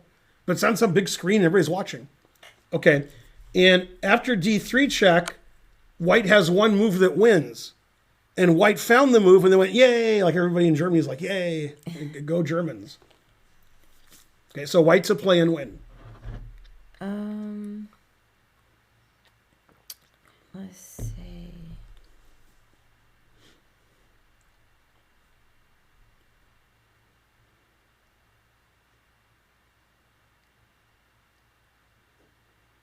I mean, I would just take it with king. King takes as a draw because I play F3, attacking your pawn. If you play rook D4, that transposes to the previous king and pawn ending we just looked at. And if you let me take this pawn, it's a draw. So you have to go here, I go here, and you can't win. You go here, and I just do this. And I can just hang on to my pawn. And this is a draw. Table-based too. Okay, so he played the only winning move. Well, obviously, rook D4 loses. So he played king F3. And now he's going to round up the pawns. Now he's winning. Okay, until he wasn't. Okay, so black played king E6, which is correct. Rook takes D3 is correct. And the engine says white's up 5.5. And there's not much going on. It's not like I got to calculate 20 moves ahead. I win the F pawn and I win. Or I never win the F pawn and I don't win. But I do win because... Okay, so he made random legal move. Random legal move. Engine doesn't like that, actually, but it doesn't matter. King G2, the winning plan. Move your king up. You can't move your king up legally, so you do it this way. Move it on up to the king side. King F6. Okay, now he blundered. There's one move that wins here. Okay, black wants to play king G5. Okay. Yeah. Okay, you can stop king G5. It's a very strange move, but it stops king G5. And it's rook H3. And that wins. Then you can never play king G5 because I'll check and take your rook. Oh, yeah. Okay, in fact, let me table base it to make sure. Yes, rook H3 is the only winning move. Okay, so he's winning if he plays rook H3. He played rook A8, now it's a draw. Black has one move that draws, and he played a move that loses. He needs to play king G5. And then it's a draw with correct play. He played rook here, stopping the white king. Now white has one move that wins. Black cut off the white king. Now white can cut off the black king, and white's threatening rook here check. And he did. So now he's winning again. So every move is like, the table base is like winning, drawing, winning, drawing. And, you know, they're in, black has plenty of time, 17 minutes, but he's tired. I mean, he's been playing for 5.5 hours. There's 20 legal moves and one draw. You can't calculate 6 minutes a move unless you want to make 3 moves and lose on time. You got to move. In the middle game, they're thinking 10 minutes on some moves. Here, you think a minute and a half, then you move. If you think 5 minutes a move, you make 3 moves and your flag falls. He had more time than Kamer. Right. Yeah. Right. Kamer, you know, even less time. Hey, Big Daddy. Okay, now everything wins. Every move wins. He played one of them. And he played here. Okay, now, this is actually quite funny. Rook takes pawn doesn't win. And he played F3, never play F3, and that does win. Rook takes F4 wasn't win. I go here. Your rook has to stay on your pawn, so I don't know, somewhere. And then you go here. This is why it doesn't win. And then you chill. And you can never play F4 because I take this. Your king can't move up anywhere. It's a draw. The engine says it's a draw. Not the engine, the table base. Okay. So he played F3. Okay. Now, if it was my move, I would take the pawn. And if you play that draw that I just showed you, king G5, I play rook F5 check, king H4, rook H5 mate. And the reason is my g-pawn's defended. If my pawn is here, which it was last move, I can't play rook f5 check because my pawn's hanging. Right. So f3 threatens, rook takes f4. So f3 is winning. Okay. He defended his pawn. Everything wins. He played one of the winning moves. Rook here. King h4. Rook here. And white found the winning plan. There's one plan that wins here, and he found it. He played the winning plan.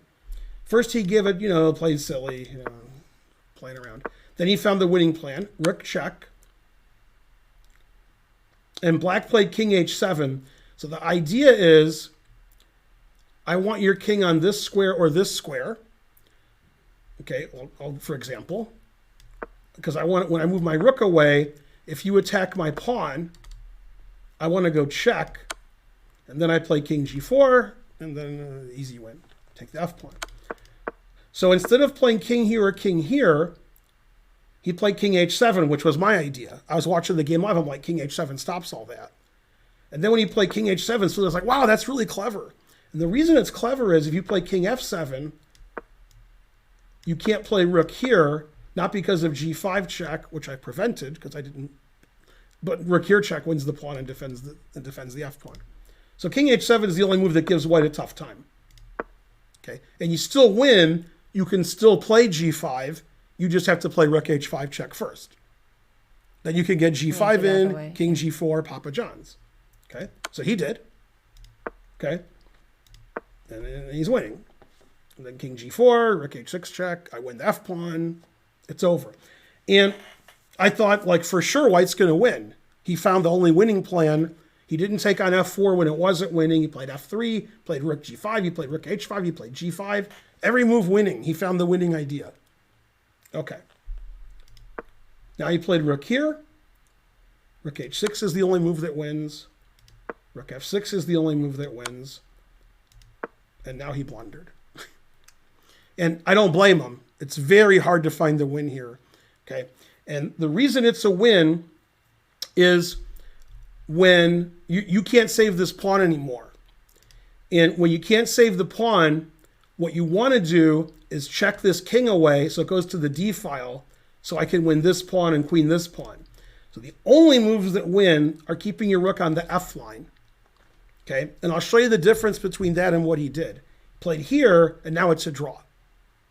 Okay, because check, only legal move, check, and then rook here. Now, in this position, if the rook was on f8 or f7, we're winning. And the reason is, when he checks, the king can go back, and it can come back here and defend. If you play rook e8 check, the king can't come back there and defend, because, I'll show you why. This is why rook f8 is better. Because in this position, which they got in the game, except the white rook was here, white plays the winning move, king g6, stopping the black king from defending, and then we check the king away. I don't know where the king goes, doesn't matter. And then we go here, then we win. We can win this pawn, we can queen this pawn, and this king isn't playing. That king's out of the game. And this is a win. And that was the only way to win, was to keep his rook on the f file, so when he plays king g6, he can play rook e8 check. The way that he did play the check, that didn't work. He checked from b5, he checked from the side, then black can move his king back and defend. So that didn't work. No, black's threatening mate. God damn. Okay, so he has to check him away. He played g6, it doesn't matter. If he plays king g6, okay, now rook e8 check would win, but you can't play rook e8 check, so you can't win. You need to keep the king away from this, then you play king f5 and you win, but you can't do that. And if you check and play king f5, I literally don't care. You can take this pawn all day, I don't care. It's dead draw. But if my king was over here, then it'd be dead win. So, and I discussed this Monday in my class. This is too complicated for me because I'm tired. Right. Okay. So in the game he played g6, and it's now rook and pawn against rook and pawn. and he didn't play that. They agreed to a draw, and they put the kings in the middle. Yeah. This actually, the end of this game reminds me of the game that I drew smear in the World Open in 2002. I'm sure you were thinking of that game. Exactly. Very similar, like, end of the game. Thanks, McNubbits. Yeah, no. That game was 89 moves long. It's very complicated, and both players are playing just a few minutes on the clock, and they're not going to get an extra 30 minutes. You got to play. And at the risk of insulting everybody who ever lived who's not 2,700, which I will now do, you will feel personally insulted now. When you play a 6-hour game, and you don't, most of you have not played a 6-hour game. Karen has. Karen's played 5-hour games, 5.5-hour games. That's normal. Okay. When you play a 6-hour game, or Karen does, okay, insulting my wife on the stream, the amount of stuff that she's analyzing is a lot to her. She's analyzing every move. Move 1, move 2, analyzing what her opponent will do. Her opponent doesn't do that. Thinking about what she'll do. She's like, should I do this? Nah, should I do this? Nah. Okay, and every move you do that, and most of the stuff you analyze doesn't happen because only one move happens every move. Okay, and then you're exhausted. And Karen has told me more than once, and when I say more than once, more than 30 times, I was really tired at the end. At the end of the game, when it's 5 hours, you're exhausted. Oh, Especially when you play like 2 games in a day. Jesus Christ. Mm-hmm. Okay. The amount of stuff these guys see is like 50 times that. Okay, what you see. So they're playing an 89 move game, and every move they're calculating dozens of variations, and they don't happen. Some of them happen, but most of them don't. And if you make a mistake, you lose. Okay, if you're 1,300 playing another 1,300, you can get away with a lot of mistakes sometimes as long as they're small. If you hang your queen, you probably can't get away with that, although maybe. These guys, they can't do nothing wrong, and that's every round. 2,700, 2,800, 2,700. And if the games are all 6 hours, and they're doing that much thinking, and they know any little mistake loses, it's very, very difficult at the end of the game to play well. And one thing that I've explained on my stream many times, and in classes, is the reason you'll see some pretty good end games 40, 50, 60, 70, 80 years ago is they adjourned. And not only did they adjourn, they got an extra hour like every 20 moves. So they were never having to make a move in 2 minutes. They always had a lot of time to think.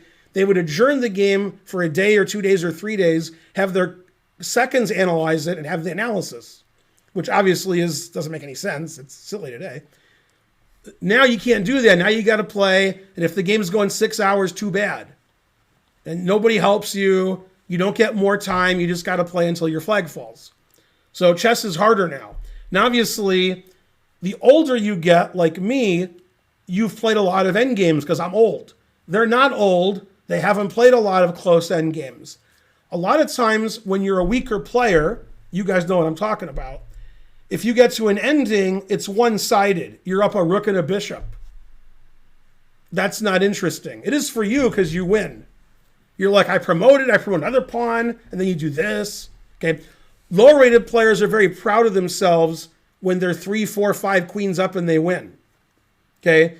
And if you play a really complicated, difficult rook and pawn ending, king and pawn ending, bishop and pawn ending, where it's unclear who's better, or both sides can win, it's frustrating because you got to be really careful. If you're up a rook and a bishop, you're just having fun. And these guys don't experience that because before the end game, they're not up a rook and a bishop because their opponent's already resigned. Playing Magnus Carlsen, you're down a rook in the middle game, you resign. You don't play a rook down end game.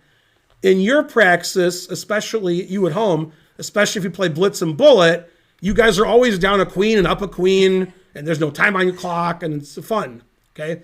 These guys are just like positions are winning and drawing the table-based depending on what move you make. And they're exhausted. And they're more exhausted than you can imagine. And a good analogy is tennis. Tennis is the sport that's most like chess, because in tennis, it's you against your opponent.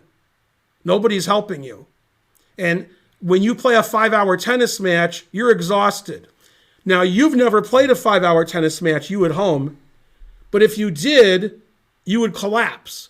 And it's much harder at the top level to play a 5-hour tennis match because those guys are hitting the ball much harder and they run a lot quicker, and you're forced to run quicker, and you really can't do that.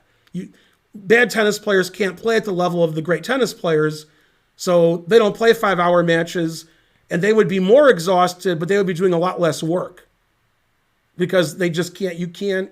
You're not a top professional athlete. You don't have a resting heart rate of 45. Right. I mean, you're the lowest of the low.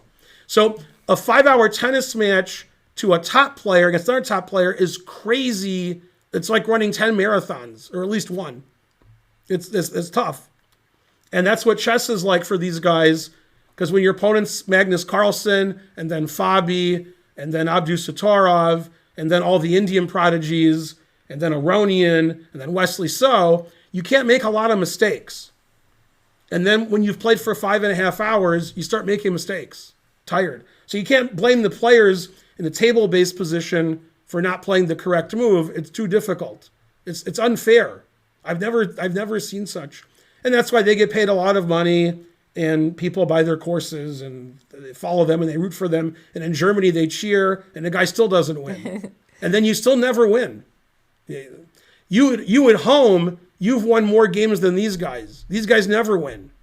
Draw, loss, terrible, etc. Can't you get a massage during a chess game? What's funny is you do get massage playing poker if you want. Chess game, I've never heard of it.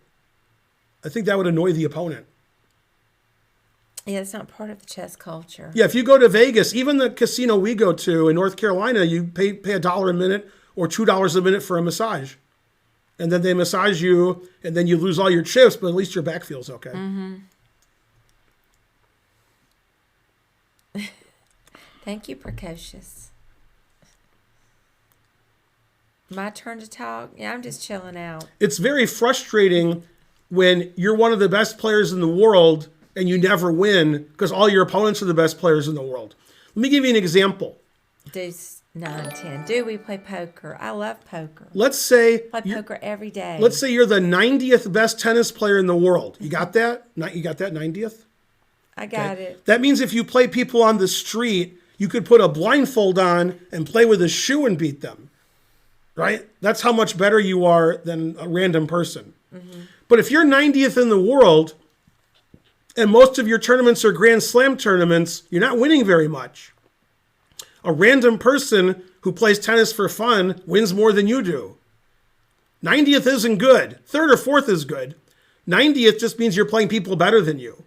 If you're 90th and you're playing people who aren't in the top 1,000, you're not getting tested.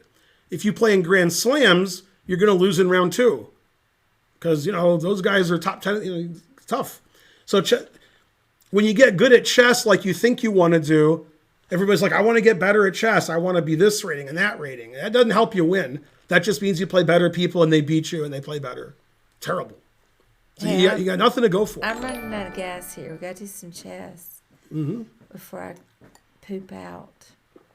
Thanks, Ruffy Lemon the Pineapple. Good handle. Yeah. Okay, so we have to go to another game, but I have to do some work. Not used to doing work. Okay, let's look at Geary's game because he played Dingler in. Let's see if I can somehow. Thanks, Fen Beingold, for starting the train. Thank you. Let's see if I can copy and paste the PGN, or I have no hope. I thought you did it last time. That was already there. Oh, okay, that's right. Look, there you go. Okay, now I have to go somewhere else, and then I have to change. I have to change things too. No, this is even the wrong place. I think. So I'm not sure if it. Yeah, I want to go to analysis, and then I have to paste it here. Jesus, that looks crazy. Okay, well, it worked. And then I have to go and change whatever this is. No, that didn't work. So we'll do live chess. Okay, that worked. Mm-hmm. Okay, this is Dingler and Geary. And as you all know, some of them don't know, Dingler is playing a World Championship match in April, May against Jan Nepomniachtchi. So this is a good practice. Some people believe that Ding's not playing the openings he's going to play against Jan because he doesn't want Jan to prepare. So Ding's playing like his B openings, like openings he won't play again for the World Championship. Makes sense if it's true. Mm-hmm. Okay, they played a very unusual line that turns out to be prep and theory, which I'm not familiar with. So they played this kind of ready or not. Okay, so this I know. Now in this position, if white plays d4, that's straight Catalan, straight cash. That's just a Catalan transpose. Okay, and white played b3 because he wants to play kind of a ready opening where he double fianchettos. And if black plays an early c5, then we can take and play d4, and this looks like a Taresh, where I've played an early b3, bishop b2 is coming. That's reasonable. You can do that. Okay, but he played the testing move d4, and he played e3, c5, and one of the practitioners of these kinds of lines for white is Alejandro Ramirez. He likes to double fianchetto and play this kind of like reverse Benoni. I haven't seen Ding do it. Now, Ding played something which is recently topical, which means I know nothing about it. If it was from 30 years ago, I would know more than the players because they weren't even alive then. Okay, and that was like my main theory. But I didn't play either side of this opening, and what he played is the new wrinkle. And even it's so new that Geary knew a lot about it because Geary knows a lot of prep. So when Ding played this odd move, which you're going to find odd, Geary was just playing fast because these guys know everything, especially Geary. He played knight e5. And knight e5 has the obvious idea of preventing knight c6. And if I play knight bd7 instead of knight c6, how do I get this bishop out? I don't know. Okay, and it opens up the bishop, so pretty interesting move. Okay, so he played queen c7, and Geary was playing quite quickly. This is Geary black against Ding. Ding was also playing quickly, so this is some prep that Ding's not going to play against Nepomniachtchi, I guess. So, okay, and he played f4. Keeping his knight on e5, knight bd7, and he doesn't want to trade knights because the whole point is to kill this bishop on c8. Bishop can't move, so he retreats his knight to d3, and he says, aha, your bishop's no go, if he said aha.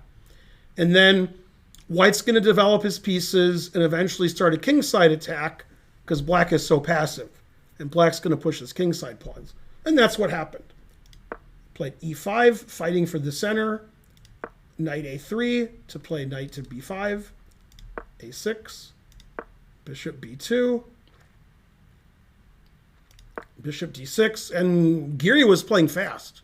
Geary knew all of this. Could somebody give 200 bits so we can get to level 2? It's embarrassing. And he played the move g4, and he played g4 pretty quickly. I mean, he's used less than 10 minutes to get this position. G4 is not a move you play in like 3 or 4 minutes. G4 is, and we believe it was preparation. When I say we, Svidler and me. Thanks Mepex, thanks Sven Weingold. And I think for some reason, Geary also knew this, which doesn't even make a lot of sense to me. Because I'm sure this is a new position. So white just wants to play G5, and black has to always retreat, and then white can start attacking and so forth. And such. Okay, F5. Okay, so he took on F4, and now white has a lot of moves. White can play EF, knight takes f4, e takes d4, and g5. And he played g5, which is the engine move. And now Geary quite quickly played a bad move. So we were confused about that. When I say we, like Svidler was confused, and I was like, I agree. So you shouldn't play quickly here unless you know what you're doing, and his move's no good. So if he knows what he's doing, he forgot, or he doesn't know what he's doing and he's playing too fast. I don't know.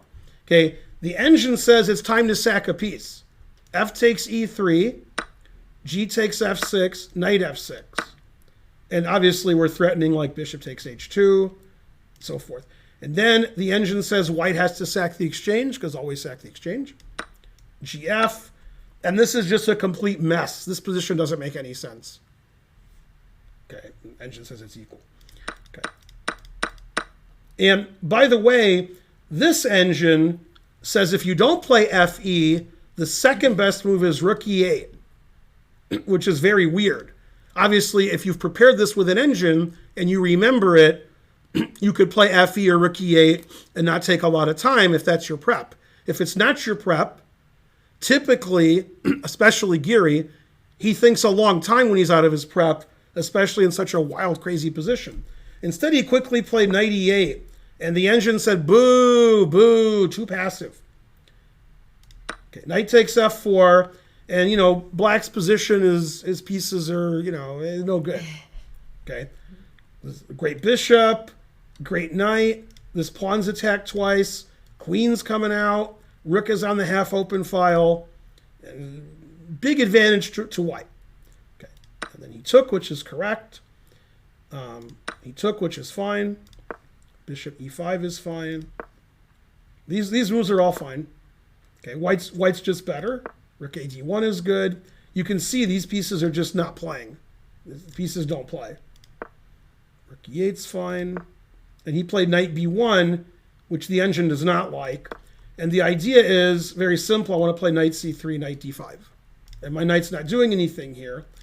But the engine wants to play quicker. It wants to play rook d5 here and put pressure, on the fifth rank and stop the knight from moving away from the defense of the bishop and so forth. Okay, and he actually wants to sack the exchange, so this bishop is a monster. Okay, but he played knight b1. Now black should be okay. This move is terrible, a5. a4 is also bad. Just play knight c3, and his knight has these good squares. Traded bishops. Knight c3. Finally, black develops a piece, but okay, white has domination of d5. He plays rook d5, which is okay. Rook's pretty good on d5. And again, the engine says that white has a clear advantage. Knight f5 is good. And here, in this position, I don't understand Ding's move at all. It's not a move I would ever consider. If you said to me, what moves would you consider for white? This wouldn't be one of them. Okay, I don't know what's going on with Ding. Okay, this is the worst move he's played in the tournament, and that's saying something. So the two obvious moves are knight b5 attacking the queen, and queen f2 defending this pawn, because black wants to take that. So queen there defends it. And I guess other moves would be like queen d2, which the engine doesn't like. Queen c1 engine doesn't like. Knight d1 is something that stops this. Okay. He played a crazy move. Rook d2. Not defending this. And he just played rook d5.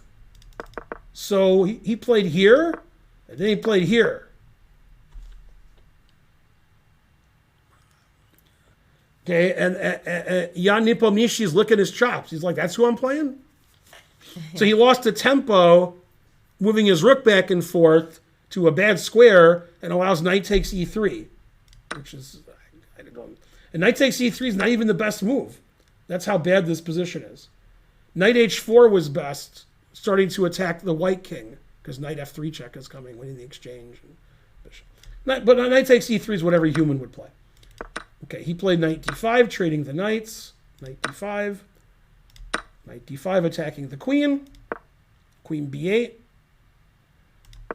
He played h3, which is bad, weakening his king. Bishop e6 is a good move. And here, black's a pawn up, and white doesn't have very much for it. Knight f4 is a bad move. And now, Geary played a fantastic move. And when I say knight f4 is a bad move, it's because Geary played a fantastic move. And you see when the knight was on d5, it was pretty good, the white knight. Now there is no knight on d5, so Geary's able to punish that with bishop takes c4. Which is the correct move. And now Ding went insane. Okay, today wasn't Ding's day. He just played bad. Okay, and usually, if you're going to beat Geary, this is how you beat Geary. It's too complicated. Geary's not in control. It's messy. It just doesn't make a lot of sense. That's how you beat Geary. Okay, Geary likes it when he's slightly better and he's pressing and he has more time on the clock and he's trash talking. He doesn't like this kind of mess. And in this position, you have to take the bishop. I mean, black's up 2 pawns. And the correct sequence would be takes, queen defends the rook somehow, takes, queen e5, and black is clearly better. This is weak. The white king is open. I have a passed c pawn. Here comes rook d8. And I have a rook and 3 pawns for 2 pieces, and white's king is worse than black's king. And maybe the game would end in a draw if white plays better than black. But this 2-result game. Black wins or it's a draw. Instead, Ding made it a one-result game by not taking the bishop and playing here. I mean, now he's down 2 pawns. So he saves his bishop. White has a little compensation, I guess, but it's 2 pawns. Okay, he played knight h5. Rook e7 is dubious. He should play queen c7 so his rook can get out. But okay, it's still fine. Rook d5. He did play queen c7. Rook f5 is a blunder. Rook e8. I mean, this is not Ding-like. This is like somebody else is playing white. Ding doesn't play this badly. Queen c3. Wait, why was that a blunder? I mean, the rook's bad here. I can see this You're weakening the back rank. Okay. You're helping black develop. You're walking into forks later. It's not a good square for the rook. I just thought I called him something else. Okay, then he sacks a piece, which loses. He's losing anyway, so he just went all in. Yeah, and now Geary played the only winning move. So knight f6 check is a good practical try. Because there's only one move that wins here for black. So here's the problem. If you play the obvious rook e6, because your rook's hanging, and your knight's hanging, so now you're up a piece. When I check you here to play queen g7 mate, you can't block with the knight because your queen's hanging. The knight's pinned. So you can't play rook e6. I see. Okay, so you only have one move that wins, and he played it. And maybe Ding didn't see it. Maybe Ding thought knight f6 he was doing okay. I believe that. I think Ding might not have seen this move. It's not a move you would ever think of. It's a crazy move. Knight f3. Yeah. I thought of that first. Right, that's the only move that wins. Get out of the way of the now, rooks. now we can get out the way, and that's we get out of the first move I thought of. And then he takes it. Rook e1 check, and black is up 1 pawn, and black's king is actually safer now. This queen can never get to g7. But your king, you better watch it. Can't go here, it's illegal. And I have a bishop controlling f1. Always have your bishop control f1. And king here is risky because checkmate. So risky.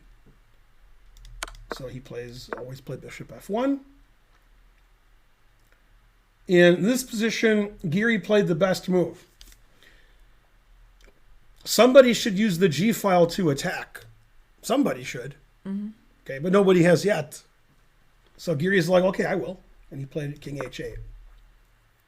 Threatening rook g8 check. So now black is up a pawn, and black has a big attack against white's king, and the engine says it's plus 10. There's nothing for white to do here. He doesn't have any moves because this is pinned and attacked, and rook g8 check is coming. So after king h8, he resigned. That was a very unding-like game, and I must say that wasn't very Geary-like either. And I'll say something else too, because I didn't say enough. A lot of people complain for the last 10, 20 years, the top players in the world draw too much and their games are boring. And my answer to that is, that's because the players do that, not because chess is boring. Chess is exciting if both players want to draw and both players want the game to be boring and both players are 2,700, then yes, it's boring. If both players want to win, which is what's happening with these kids nowadays, the Indian kids, Abdul Satorov, Keimer, etc., and more. There's more young players like that. Hans Niemann. Okay, Hans plays crazy. Hans games are crazy. Yeah. Okay, Hans doesn't say, hey, let's have a 10-move draw. He plays crazy and he's winning and losing. And that's what all these guys are doing. There's a lot of decisive games. Okay, but okay.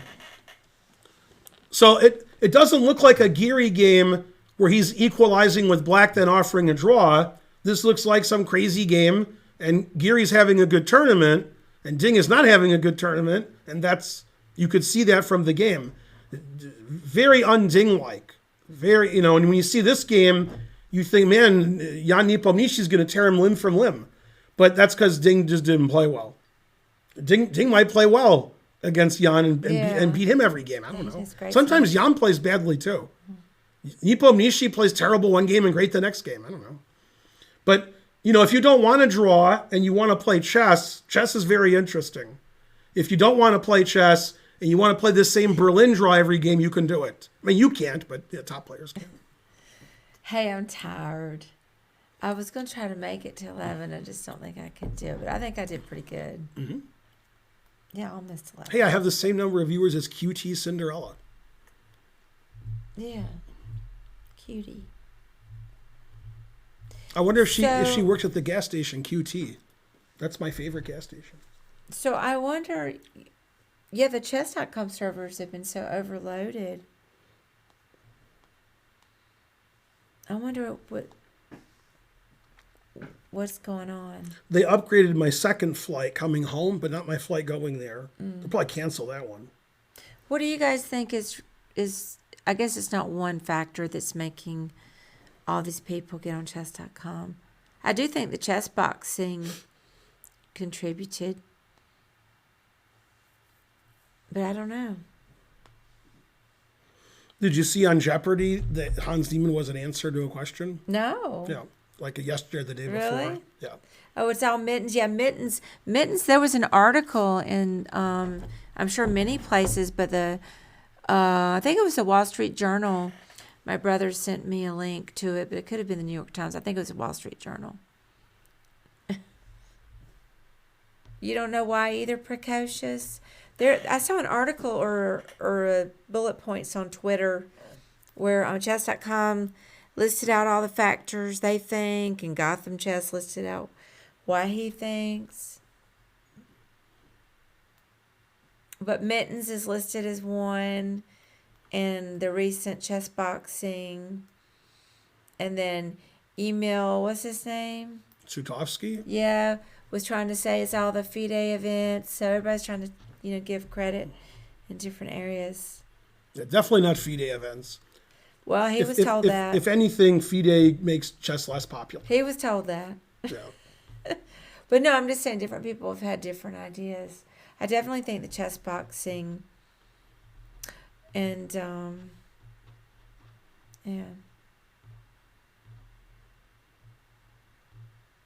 having Ludwig, like chess is a good thing. And the Botez's. Who? Ludwig. I don't know who that is. It's not a bad thing. It's a good thing.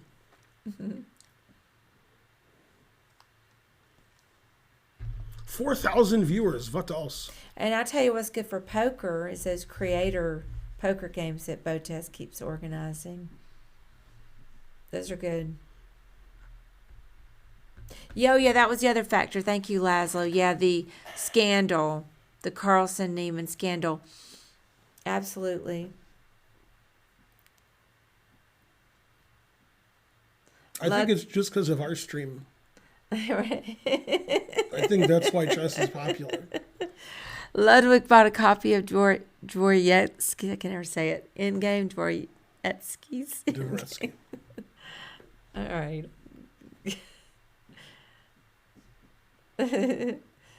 Karen's effect. That's right. Controversy over the name of this stream. That's right. Yeah, Karen's going to stream with this secret admirer tomorrow. Secret. He's not an admirer, but a secret. I already told people who's streaming. Yeah, I'm going to stream tomorrow, as I can talk, tomorrow with Life Master Dave Vest. I don't know what time. When you're a life master, that means you're not a master anymore. You're old. Maybe 5 or 6. Truth hurts. It's no admirer. I'm not sure what he's... It'll be Danya, right? Exactly. Yeah, we're just going to hang out and do some chess. Secret Perspirer. You play the London 2 Precocious? Well, tomorrow maybe I'll, play some users. Viewers. You miss Dave S. Well, tomorrow, if you're around, tune in. You'll get all the Dave S. that you can handle. The stream will start earlier than usual. Karen says around 5, but usually takes Karen a while to get the stream started. So I'll say 6. Yeah, that's right, Dr. Chess RX. That's right. Gotta make sure you can hear Dave Vest. Otherwise, you won't be able to hear him. Right. Yeah, his voice, is pretty loud. Yeah, I'll be here too because my flight's canceled. Aw. Hey, Painter Man, I don't think that's going to happen. Mm-hmm. Or are you going to stream all the way till 11? Nah. No, okay. I gotta wake up. Actually, I should set my clock to wake up. I should leave here at 6. Mm-hmm. So 5:30. Okay, clock set.